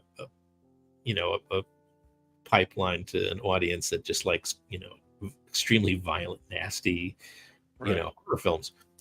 No, I mean, the other piece that we did is me and Francesco Massachesi, a wonderful Italian author, but he does a lot of great stuff. Like he translates a lot of the movies that we watch, especially I think for 88 films, he's done a lot of, I think, translations and stuff for him. Yeah. But he's a brilliant guy, and has a great care and eye for cultural representation in Italian cinema. And he did he wrote the script that we discussed on Lucio Fulci's films. And you can't have the horror movies without understanding how many Lucio Fulcis actually existed at one time. And he's just representative of a lot of these guys. Umberto Lenzi, I was so lucky to be able to talk to so many of these people. for a long period of time before they passed away. Umberto, I never thought was going to go. I thought he'd be here forever. He was wonderful because he was similar to what I experienced with Larry Buchanan. Umberto Lenzi, of course, everyone loves his crime films and then the horror films. And it's different. It's like different groups of people too. The ones that love his horror films, the ones that grew up, they were like maybe not even 10 years old yet in 1985 or whatever, But the crime stuff, the slightly older group, the older brothers or so or sisters of these kids, that's the ones they would encounter at more. That generation was the 70s crime films. Now, Lenzi in the 60s made an amazing collection of films, a lot of them with Richard Harrison starring, but they were swashbucklers and they were adventure films. I mean, jungle adventure, or, Raiders of the Lost Ark stuff. Right. And when I was talking to him, I kept saying, what fascinates me is that no one's yet latched on to the earliest ones you did. And he says, that's the stuff that I'm the most proud of. I really would have loved to have continued doing that, but times has changed too quickly in Europe. And I go, well, what's fascinating is that here is an Italian director, similar to Larry Buchanan getting this, AIP package to remake in his own way, reprocess, is that he was doing stuff like, that films that like Raoul Walsh and mainly Michael Curtiz, like these adventures, like the Seahawk or, Beau Geste or, these great adventure films. He's doing pirate films, but he's a European director repurposing Americanized versions of European expatriate directors in Hollywood back in Europe decades later. So this is like, to me, it's like a gift. Like, what on earth could he be doing? So there's a totally different thing coming out of it. A different perspective of the same perspective, uprooted, moved to Hollywood, Americanized, and then suddenly reappreciated from people who the original directors were European too, but they were basically running for their lives and to get to the United States. So this is really a great opportunity to start, investing and looking at these movies and the people, and not just saying, oh, they're just superficial, it's just horror stuff, or it's just, there's a lot of great gifts that they're handing you, but Fulci especially. Fulci's a wild guy. Don't Torture the Duckling is probably, to me, that's the apex, because he's dealing with a lot of religious hypocrisies, and he's dealing with so he is so much involved. He's so smart, and he was smart to talk to. He was great to talk to. When he felt comfortable, he could talk about it. He would. He's just a brilliant guy. So, there's never too many editions of one Lucio Fulci, but there's so many Fulci films that aren't getting, and I was actually kind of surprised that, Arrow just recently, started to incorporate them in their Western sets that are coming out. And yet not publicizing in a manner that I would have expected, that it would, the sort of tidal wave importance of these movies. It's like, wow, great sets for sure. They're all great contributions, everything, but it's also the awareness. They're not trusting somehow. And I think that those are kind of important to go and grab while you can. He was a great guy. His comedies are all of it is the same. So if you like his horror films, you're certainly not going to be disappointed with the unabashed violence and cruelty of the comedies. I mean, they're horrific. I mean, Oh, Those Secret Agents is still my favorite. I go into it a little bit, and Francesco and I go into it a little bit in our visual essay. But boy, I don't understand. I still think that if I could just convince any one company, Severin, wake up, Dave, come on, let's do it. you can't. It's only going to knock it out of the park. I mean, it's an amazing wealth of stuff that's just not being accepted yet. And I know that, like, you talk about like some of these musical comedies. Boy, there's all this like commedia dell'italiana stuff that, like these Decameron comedies, or all these sex comedies, hundreds of them. I mean, you could start a label just doing those, and there's so many great things. So it's just, I mean, Fulci, you have a great selection. You have every era. You either have his affection with, in the fabric of the movie, or you have his absolute balls out contempt and hatred for not just the people who are taking advantage of him as a hack, but also the audience who panders to it. So again, you're going to be getting a different, almost sort of angry satire, the way sort of like Michael Winner, eventually just completely changed from obvious comedy to like doing like the Sentinel, which he found hilarious, so just satiric. But it's how the target of the satire for Fulci, for Michael Winner, even De Palma, sort of changes. It changes trajectory from, maybe never De Palma, but he was always there. He's smart. He's the smartest of the. He's just like a big brain with like skin. But like Fulci, it's just the era just points them in a different direction. It's like at a certain point they can't believe how obscene everything has just gotten. Stupid people have gotten. Well, they get angry. On the intelligence, I will say your piece on Lizard in a Woman's Skin that's about to come out from Umbrella, your piece with Kevin specifically is enlightening. I mean, it's a movie I've seen multiple times before, and the way that the art is conveyed in that visual essay is special. It's I think one of your best visual essays that I've seen by far. Thank you. Yeah, I can tell you, Kevin is. I mean, Kevin's been doing that for decades. I mean, he does art installations and he, repair, maintenance work on art, international art. So, I mean, this is something that was very close to him too. Thank you. I really, from you, I appreciate that wildly. But again, it's just because. If nobody knows, nobody wants to. If they only want to hear about the nudity of the gore, that's fine. But there's, you're going to be missing some gems. It's still a life. You don't want to waste it. It's really cool.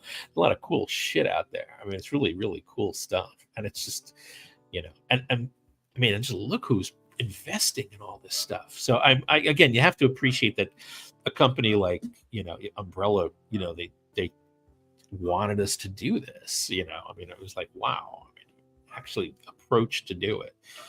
So that's really appreciated.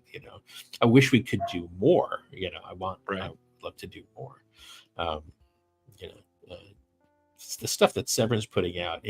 What I can't wait. If I could diverge for half a second, I know they're doing they're releasing the Mad Bomber. Yeah. And I would have. That's one movie I really would have loved to have. And I love the way Killer Janice is sort of the angle on it. But there's things that nobody knows about that movie that I would have loved to have sunk my teeth into. I may just have to do it independently, and throw it out there on the internet or something. But that movie in particular is like one of these things where, boy, it's reviled for years. Now it's getting some attention. Burt Gordon, but again, Burt Gordon's one of these guys where he wants to make money. Yeah.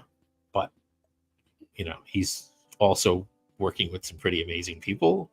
So he knows who to work with.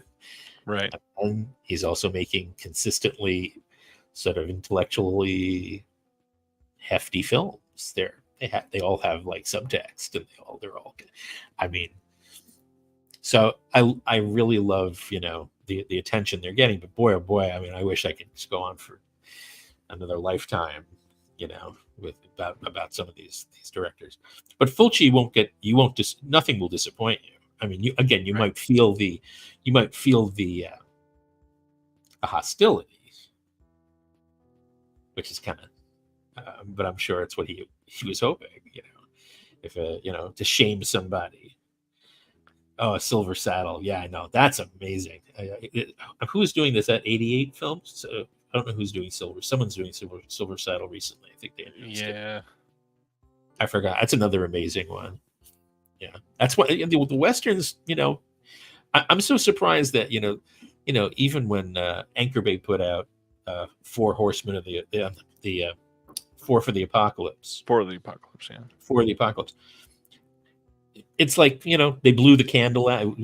Oh wow, Fulci done. Like what? I mean, it's like a major film. Same thing with Contraband, with Blue Underground and Contraband. I'm like, should there be a little bit more of a brouhaha about this one? I'm like, this is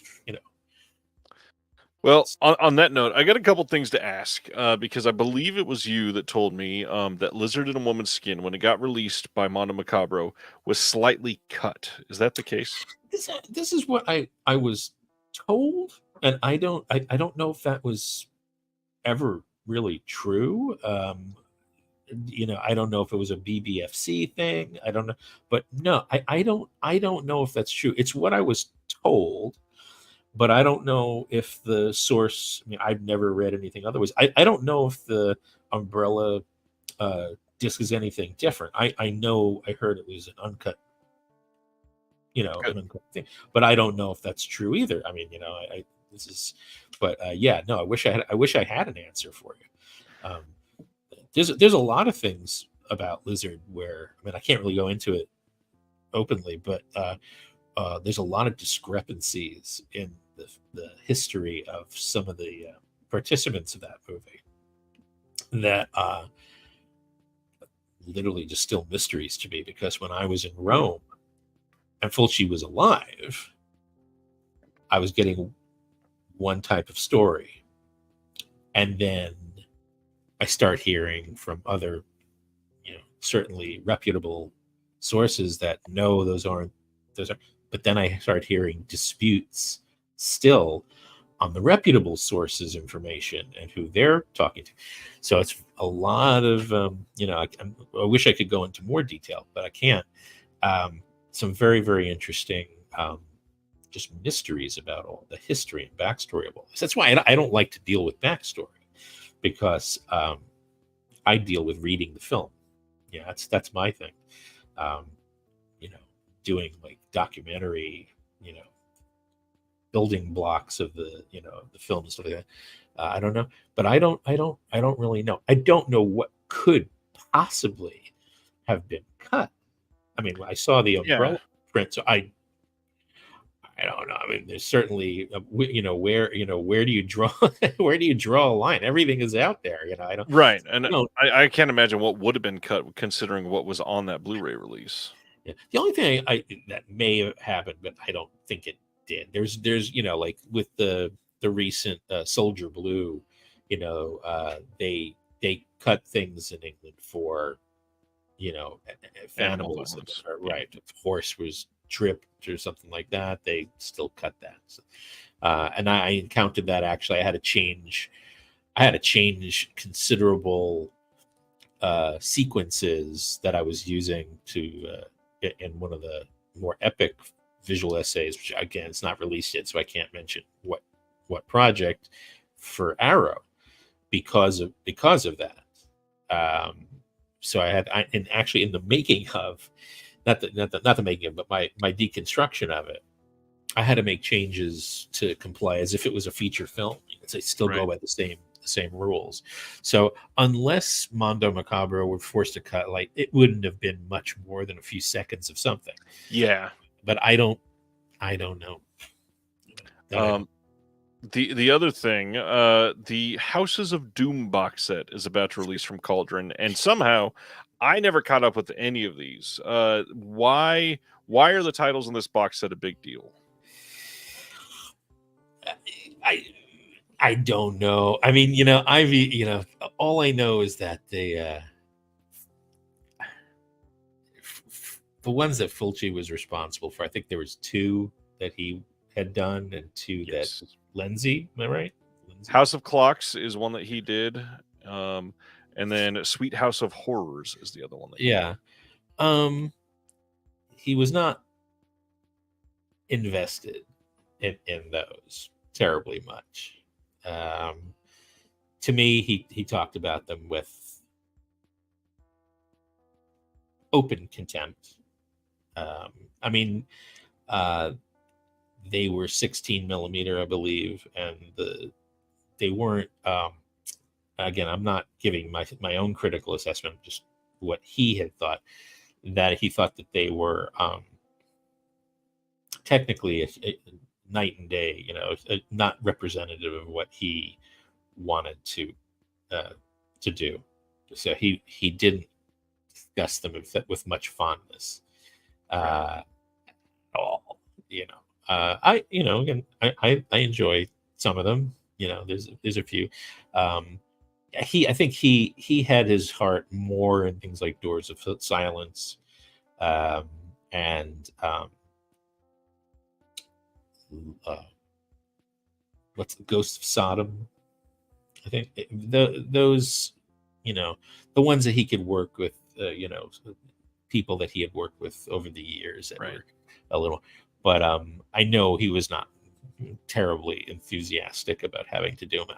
There's also, I've heard also, again, this is all hearsay from me. I mean, when people I was talking to down there, I know that maybe there's people who like directed the scenes when he wouldn't even show up. Right. But I'm sure these releases will probably cover it in some way. I mean, I'm imagining because they'd be speaking to more people.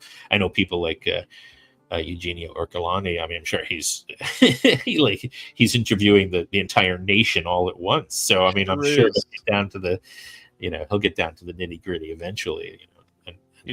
I was talking to him the other day, and Cauldron's about to release this Lindsay and Fulci box set, and I think it should be shipping within the next couple of weeks at this point, or 3 weeks, 4 weeks, something like that. And Eugenio was telling me that he thinks next year Cauldron might have the most exciting slate of any label, and that coming from somebody that is covering as much as he is, that's a big deal. And Cauldron is going to be stepping up to the plate. It sure sounds like they've kind of stepped up already. I mean, they're definitely. You know what I mean? They're definitely getting there for sure, where they try. But yeah, I mean, you knew, you kind of knew it had to be coming. I'm glad to hear that they're getting, response to their releases for sure. I keep thinking it was really terrible. Like when I was, I think I talked about this with you once before when Fulci was in at the Fangoria convention, which was a horrible disaster for him. That was terrible. But he was not prepared. No one in Italy, certainly not none of the producers, were informing him that the films were, doing well, anywhere outside of Italy at all. They didn't want to get the ego too high so that they couldn't afford him anymore.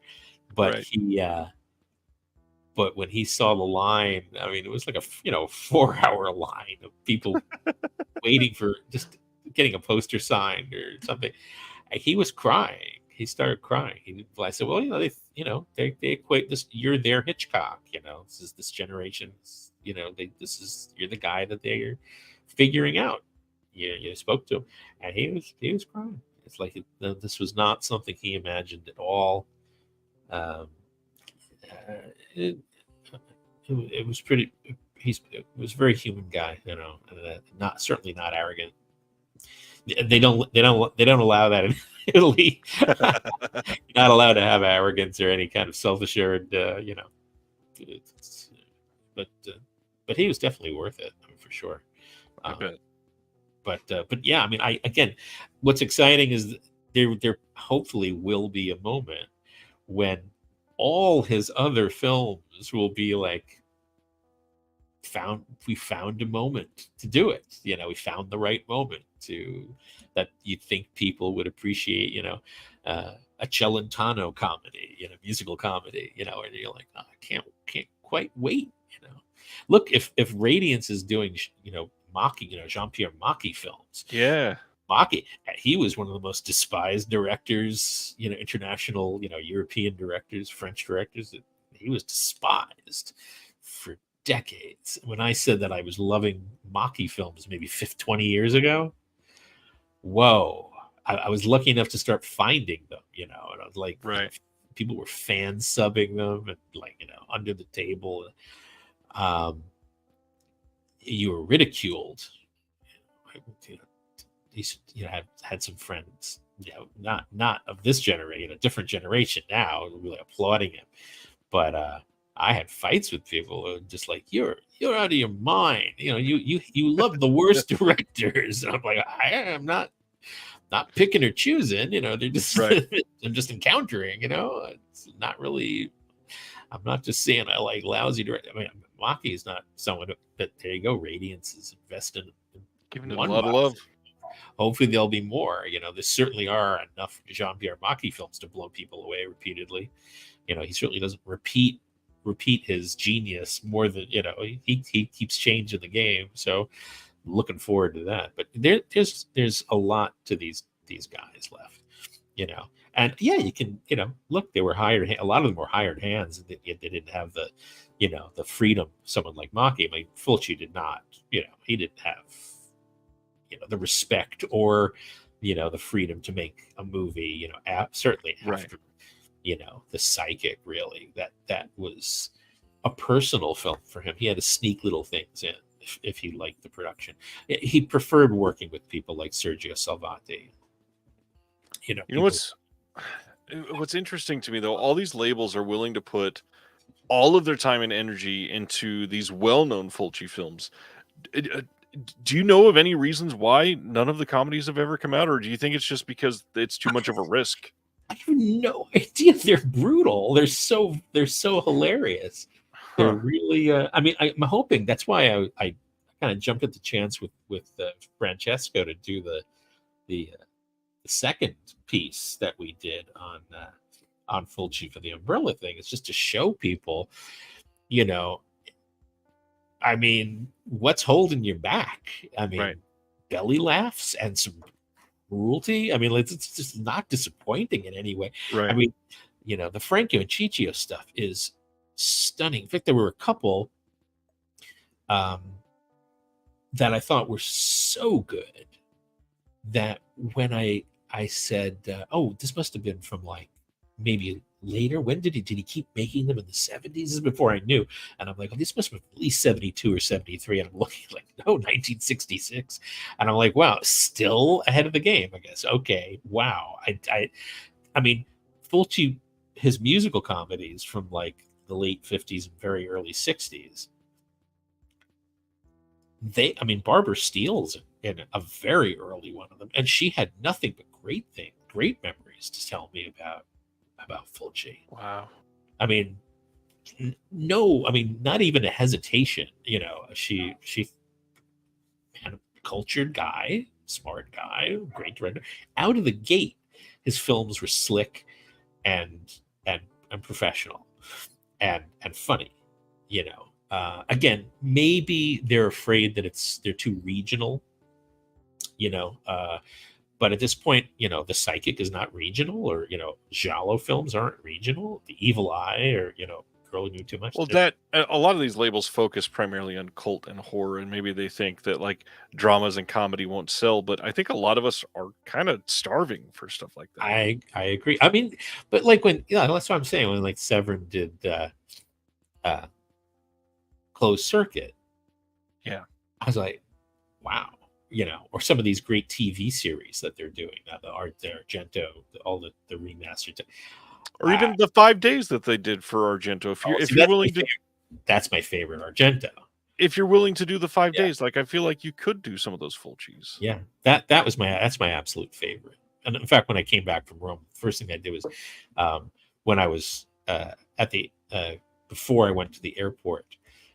Michele, the late, unfortunately, Michele DeAngelis, who was him and LeRose Fulci were the movers of the Fanta Festival in Rome every year, and they're the ones who got me down there twice, for Original Sins, and then the next year as a juror. I mean, when John Roland, you know, said he couldn't do the jury chores, they got me back there for a month.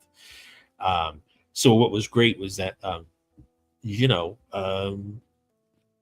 about to leave the second year, and Michele DeAngelis meets me at the hotel, because the hotel I was staying at was the other side of it was the huge theater that they were using for the festival. So I couldn't have had a better hotel. It was the same building basically, but he had bought a brand new, like a VHS of the 5 days for me.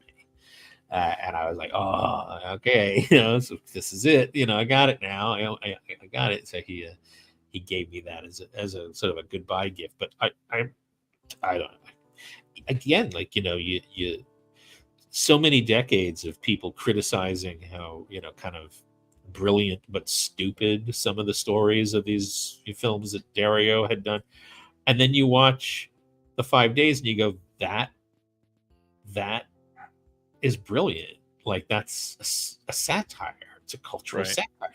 And he tried to do that. It's like something that Bertolucci, who he collaborated with before. I mean, they're cut from the same mold, but when you want to make yourself, when you want to present yourself as a commercial director, I guess you learn it's never going to go outside of Italy. They don't understand it. It's not commercial. You only live one life. I don't want to lose footing. A lot of concerns, but the 5 days is a treasure. And it was very well represented here, I think. Maybe, and there is a 4K of that, I believe, right? Yep. Didn't they do 4K too? Yeah. So, I mean, no one's going to complain. I mean, it's a beautiful movie, and it's hilarious and grim, but that's, that kind of like, then you go I start from the 5 days and I would go around, it's like a pin, and then I'll search around it. Same thing with like Fulci stuff is like, really like live in your woman's skin and don't torture a duckling, like, maybe even one on top of the other, just a little, and then you can scan the periphery, and there's attempts everywhere, but but then you become a victim of each era commercially, and I know that Fulci was just not a happy guy in the last couple of decades. Bad, no respect, right? For Fulci, I happen to make a top 5 list of 5 that I think are the ones that I hold close. Did you go through the trouble of making a list, or? It's like impossible for me. I don't even think that way. I mean, I there's, first of all, it's too many that are just amazing. Like, 5. I couldn't, all the ones that were done like for Fabrizio D'Angelis, I really think are fantastic. They're like Maurice Sendak, fantasies. They're dark and colorful, and and just having talked to Sergio Salvati, and how really that it was an emotional thing for him to work with Fulci, as well as a job. They loved working as a little family unit, the very small crews. So those are all, I mean, how can you pick? I'm going to be interested to hear that you did, but every era has like some amazing gems, and again, me being very partial to the comedies, definitely I would have to put Those Secret Agents in there. I think that's a top on my, that would be one of the top ones on my Fulci list for the comedies. I think that's just priceless. And what's your number one? Oh, well, I guess you do that last, right? Isn't that how it works? I can name them all real quick. We don't need to spend a little time on each one necessarily. We can just talk about Fulci in general. But my number 5, I said The Beyond. It's a classic. Obviously, it's a big deal. Super cosmic. Love it. Number 4, kind of a nostalgia pick for me. Zombie. I believe this is the second one I saw, any movie where you have somebody fighting a shark, like that has to be on my list. So Nope. that's on there. Yeah. Number 3 is a fairly recent appreciation for The Apocalypse. I think is one of his best. It's hard to watch too, isn't it? I mean, I find it Yeah, really, it's very upsetting. it's Yeah. it's pretty brutal. Really, really grim. And the fact that Michael Pollard is in it, what a great text, like a tonal, really, he's amazing in it. But what Right. a strange tonal thing you're confronting with him, 'cause There's a lot of whiplash in that. horrifying movie. Yeah, great movie. Number 2 is one. This is the first one I saw. I've seen it many, many times. I watched it earlier this year with my mom, and that is City of the Living Dead or Gates of Hell, whatever we want to call it. Perfect movie, right? It is such an evocative movie with some of the most iconic imagery that he's made, and it's just a masterpiece. And it really is. It's really beautiful. It's a beautiful movie, and it worked. I mean, how do you make like 5 of those in a row that they Right. interlock stylistically so well that you watch one, but you got to watch the rest all? And Yeah. I agree. I agree. And yeah, my mom, that is one that we watched, I think, on Showtime. It was on late one night on Showtime, and I think it was rated X. They had an X on it. They only showed it like after, like, or unrated. I can't remember. I remember an X, but I don't. I think maybe they made it. It may have been NR or something, unrated, not rated. Very late at night. No one knew what it was. Fulci was not a name yet. Really, to bandy about. Yeah. But yeah. I remember when I saw Zombie in the theater. It was at a local indoor-outdoor drive-in, and they had this. It was a great drive-in because they were the ones brave enough to start showing things like Dawn of the Dead and Cruising, and the ones that all had picket lines, like all the unrated ones, the ones that were unrated and that had all burial ground. I mean, it was a great theater, but it wasn't like some dive. It was like Right. a really nice, we also saw when I was very little, we also saw like in the late 60s, I think maybe 1969 or 68, they actually had like when Disney still used to in the summertime release one or two Disney films, like their classic titles. They would go into a 7-year moratorium, and then they would have a festival, the Disney Summer Festival, and every week would be for like 2 months. They would have another pairing of stuff. So that was the same theater that, ironically, and Nice. was doing it. Yeah, it was great, But Zombie, that was big. My mom was like, "Oh, let's go see Zombie." It was like she saw the big, no one under 17. Yeah. Let's go see. It's got to be something. There you go. That's good. Glad to hear your mom pitched in with that one. Number 1, I still say this is his stone cold masterpiece, in a very different way, obviously, from Gates of Hell. And this movie, is so effective and told in such a unique way, and probably one of the reasons why I loved it so much. And I had to go with Don't Torture. Yeah. This movie, like the religious aspects of it, the way that he captures the landscape in this movie is very different from his other films. And he caught flack for that too. Yeah. He was called racist. Yeah. This is a great story. I think it's maybe his best, like from a story standpoint, one that I always get lost in. The movie's fantastic. Yeah. And Florinda Balkan, the performances are incredible. Yes. This is my mom commenting, by the way. She says, Gates of Hell stained and made a huge impact on me from a very young age. Only about 12 or 13 the first time I saw it, and it made her throw up. Yeah. All right. Job well done, Lucio. Oh, that's awesome. Mama. Nice almost not quite meeting you. That's awesome. I was going to ask, what do you think is his most, like, obviously not from the the comedies, because a lot of those have been very hard to see for years. But so, of the ones that have been semi-accessible, what do you think is his most overlooked film that people just have not given a chance to yet?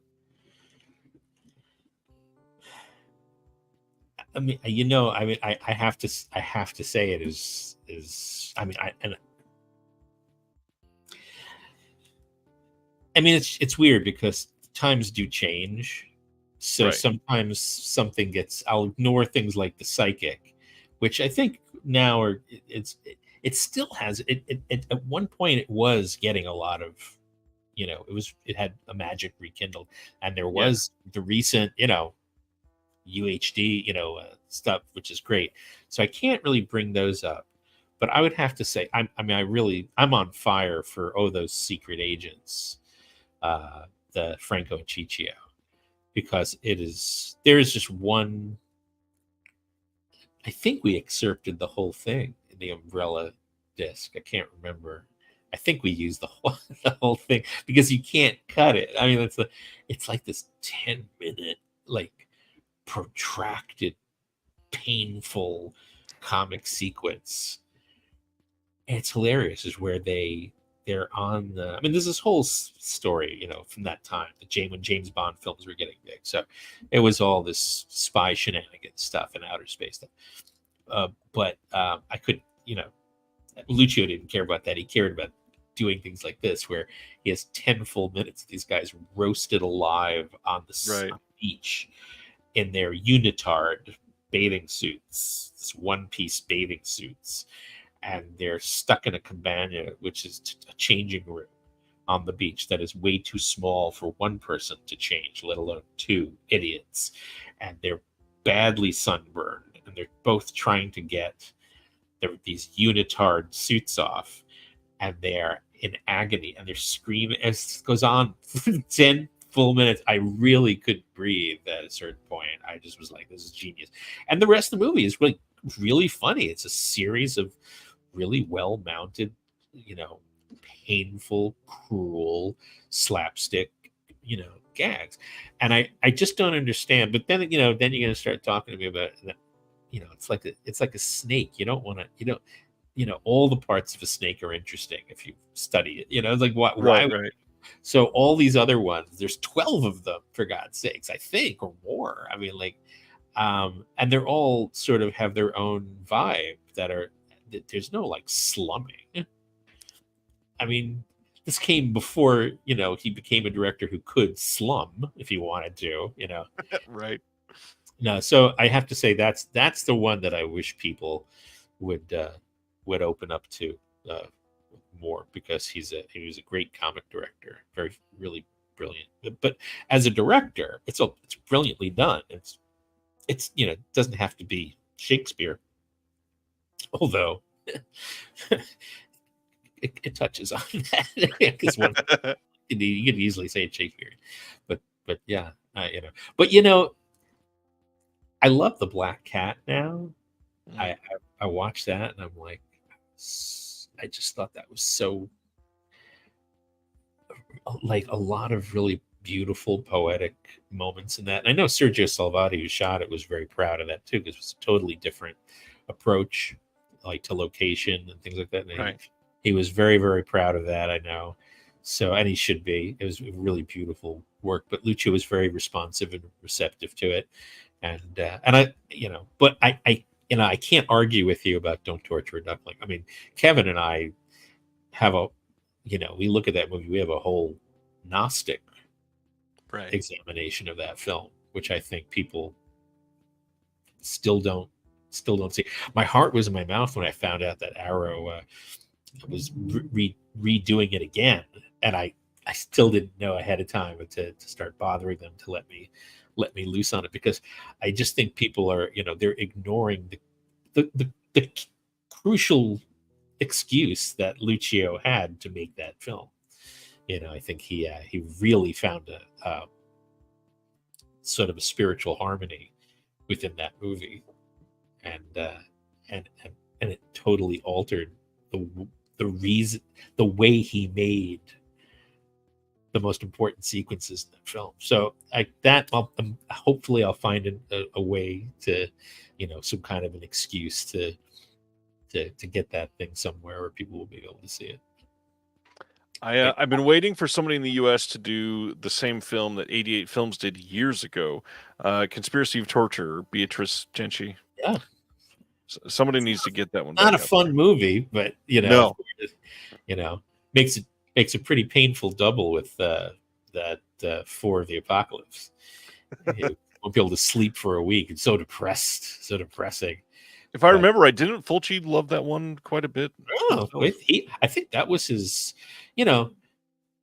this was, who knows what he, he talked to a million people. He would say a million different stories.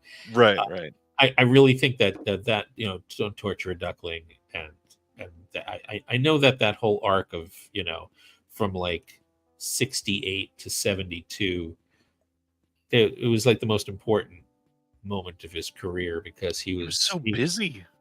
He was allowed to develop them himself. Like he was allowed, he had a voice. So he was a director. He wasn't a horror. He wasn't pigeonholed yet. I mean, and don't forget how, he was doing stuff that really people were not getting away with yet. He was really kind of started. He proved to people like Lenzi, or just myriad of other directors at the time what you could get away with. But I would never sneeze at like Sergio Martino, of course, who's he's a commercial director by choice. Yeah. But Torso is another movie that he did.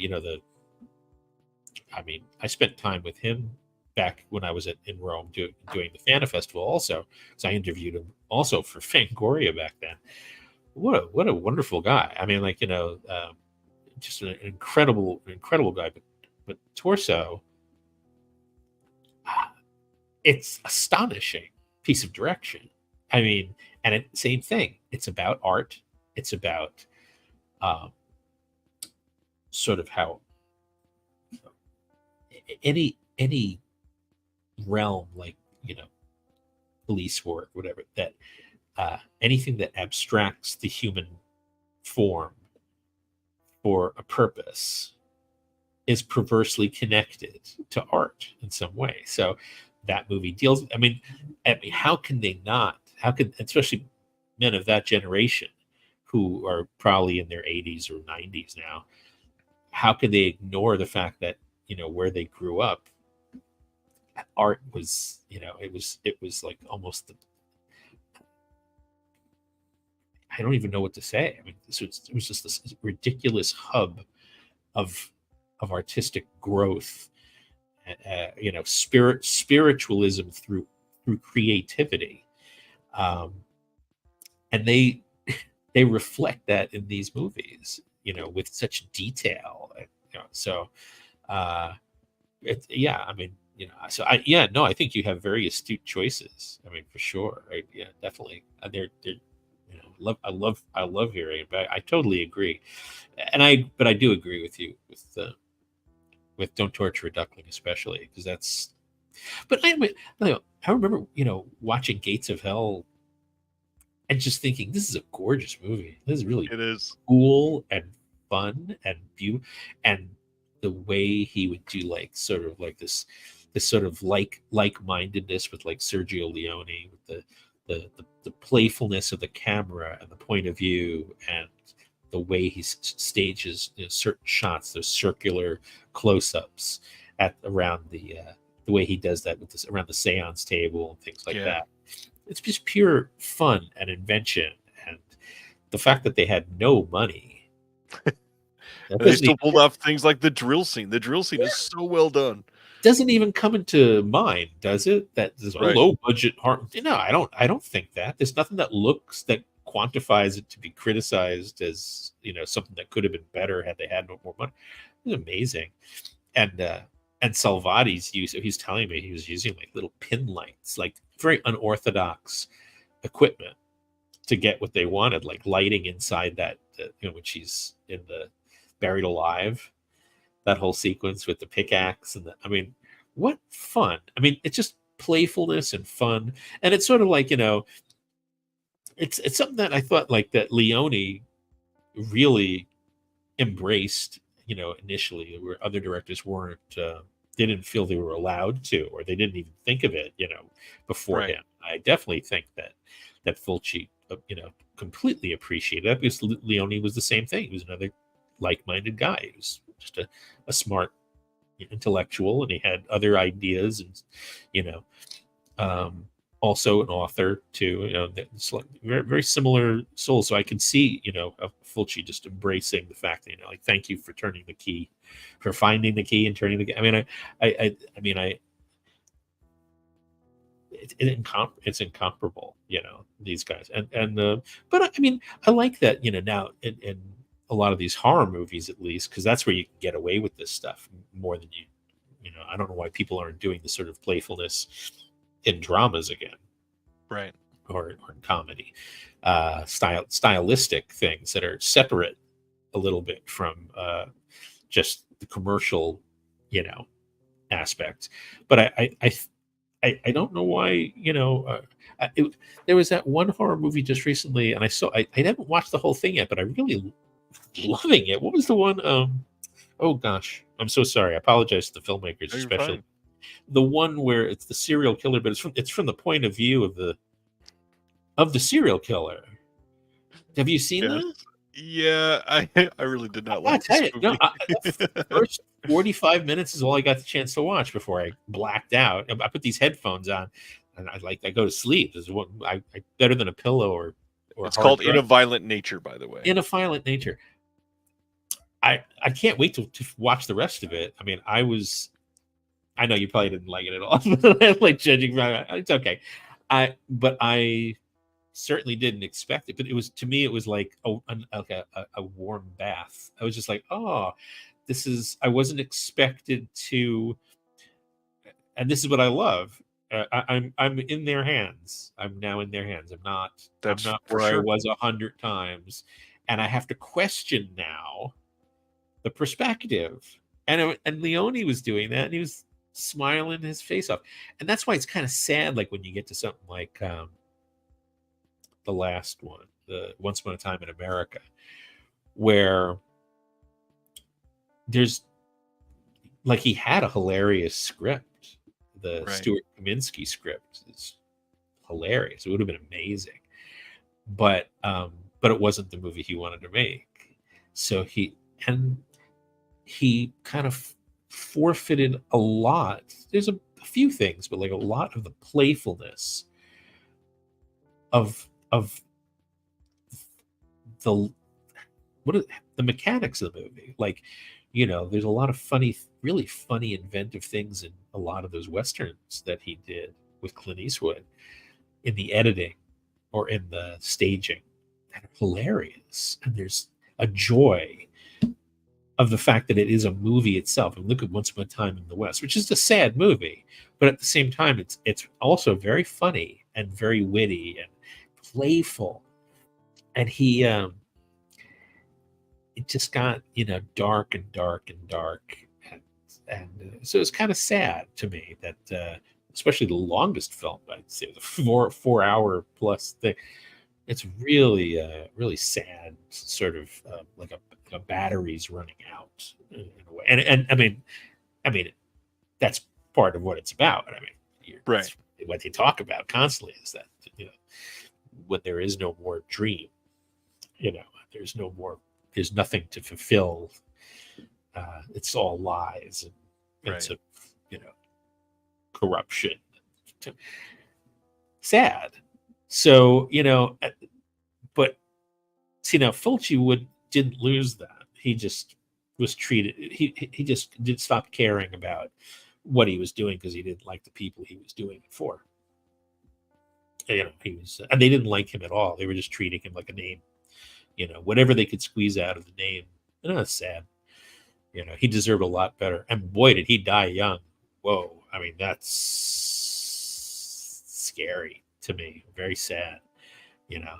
Um, but but yeah, I'm glad. But I'm glad. It's so funny. It's like I like the fact that he means something to you. It's like Yeah.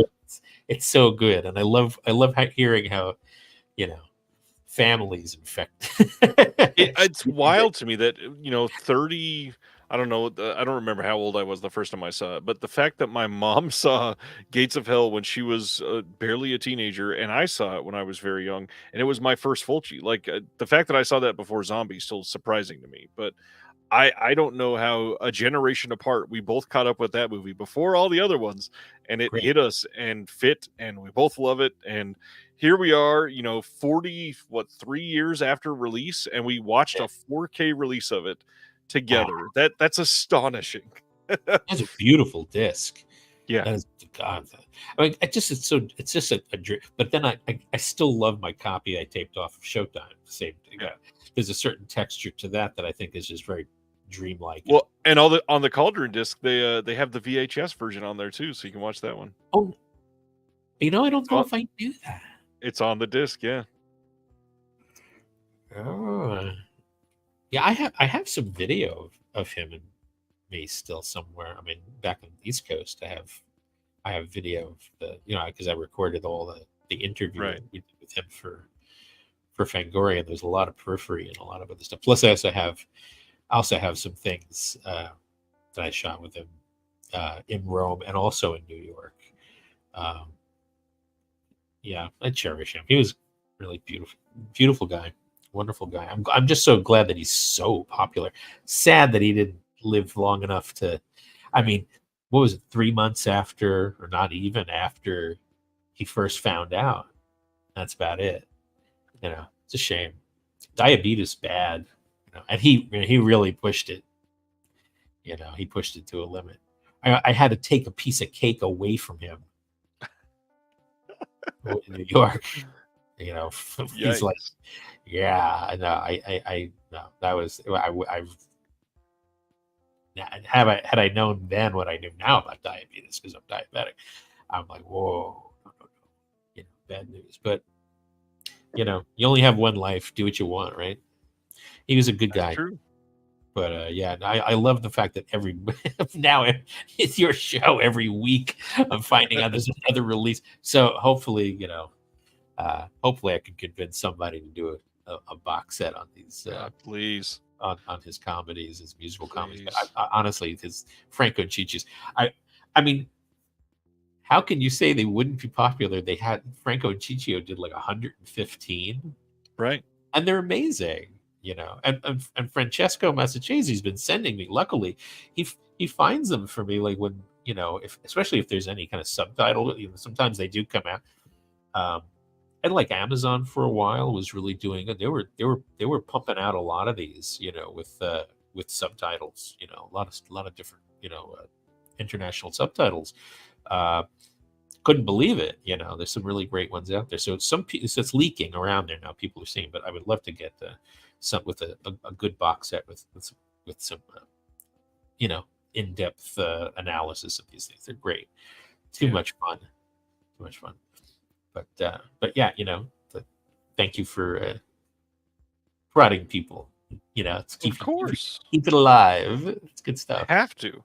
I know that we both have a lot of work to do, so we should probably call it a night. Thanks for the long conversation on Fulci. He is a mastermind, and I'm always happy to talk about him with you. Yep, same here. Thank you so much, Ryan. Yeah. Recently announced titles that you have coming out. We've got the Primevals. We've got we've already talked about the Umbrella one. Are there any other ones that you want to highlight at all? Kevin and I are really super proud of the Fernando De Leo, the Italian Connection visual essay. It's almost an hour long. I mean, and it deserves it. Another director pigeonholed and commercially, sort of assigned as but another guy, like what we talked about, he was fueled on not just American but international film noir. Who dat? Thank you. It's wonderful seeing you. That's Ronnie. Oh, thank you. I appreciate that. Find me on Instagram. Find me on Facebook. I like you.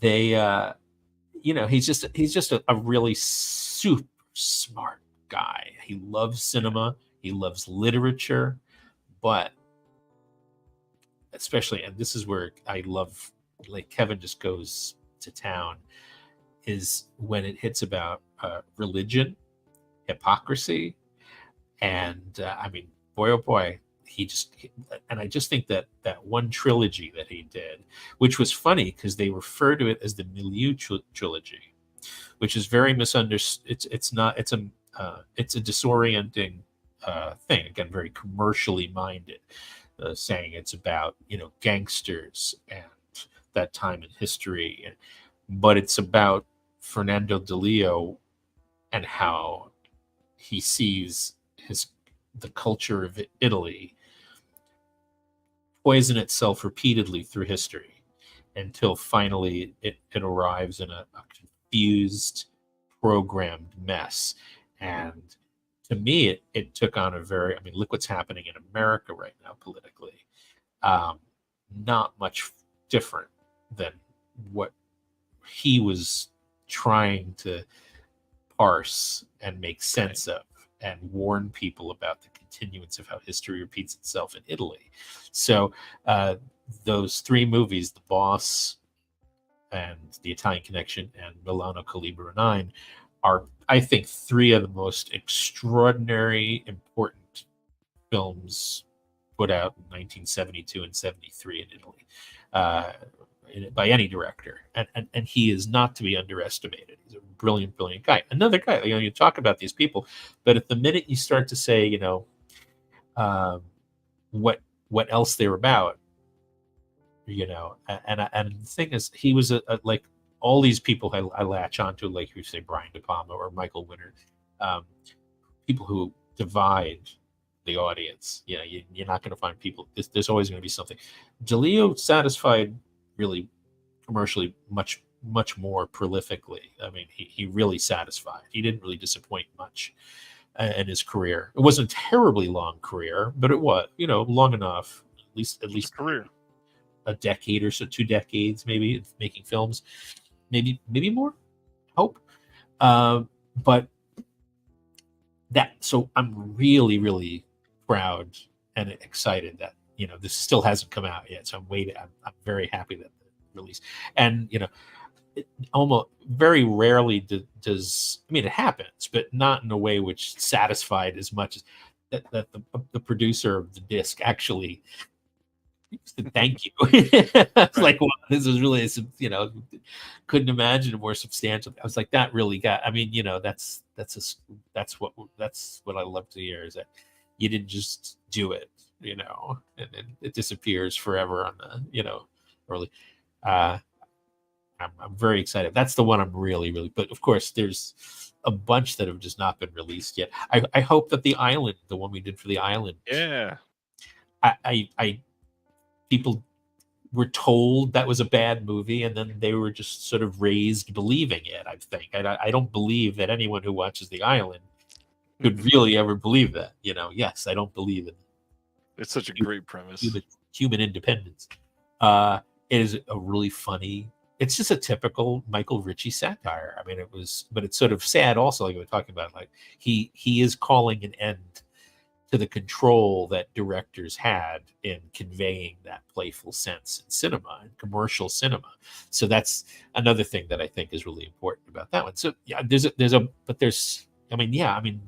you're living the life too. I mean, I don't even remember what the assignments were last week. I mean, like someone was doing my IMDb recently, and I'm waking up every morning, all these like alerts, these IMDb. I'm like, what? And I'm looking at what's like three things on the IMDb. They're posting the audio commentaries that I did, so I'm like looking at it, like, what the hell? And I forgot all these things, like the ones that I did. Film masters, the Roger Corman and I only just done pretty recently, but my brain is not allowed to. I mean, aren't you getting kind of punch drunk, like doing Oh all this? yeah, I tried to think earlier just how many labels I've done special features for.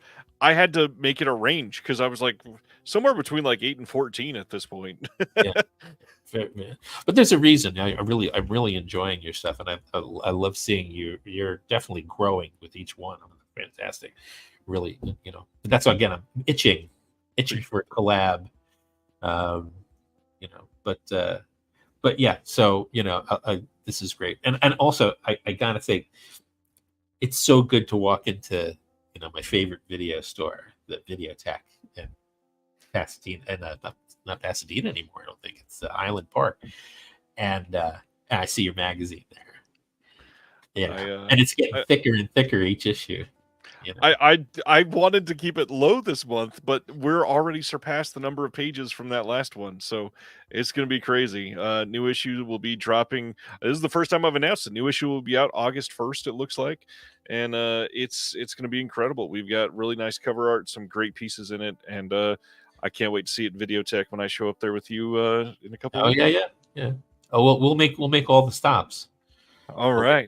We'll make all the stops. You let me know what kind of food you like too, and we'll plan on something. I like everything. Okay, good. All of Howard's links are in the description below. Please go follow Howard. He's got great insights on everything. We'll keep you abreast of everything that he's working on as much as he can keep track of. Beyond all that, the last couple of weeks have been really kind of special on the show every Thursday night. Tonight is no different, but beyond that, the next couple of weeks are going to be just as special. We got new things coming, things that have never been done before, and can't wait to hang out with everybody every Thursday. And we'll see you all next time. Anything else you want to say before we go out, Howard? No, just thanks, bud. It's good stuff. Keep it coming. Same to you. We'll talk soon, everybody. See you guys, everybody. I appreciate it. Thank you for watching The Disconnected. On the way out, make sure that you are subscribed to the channel, that you've liked the video, and that you've copied the link to be able to share it with someone else that may appreciate this.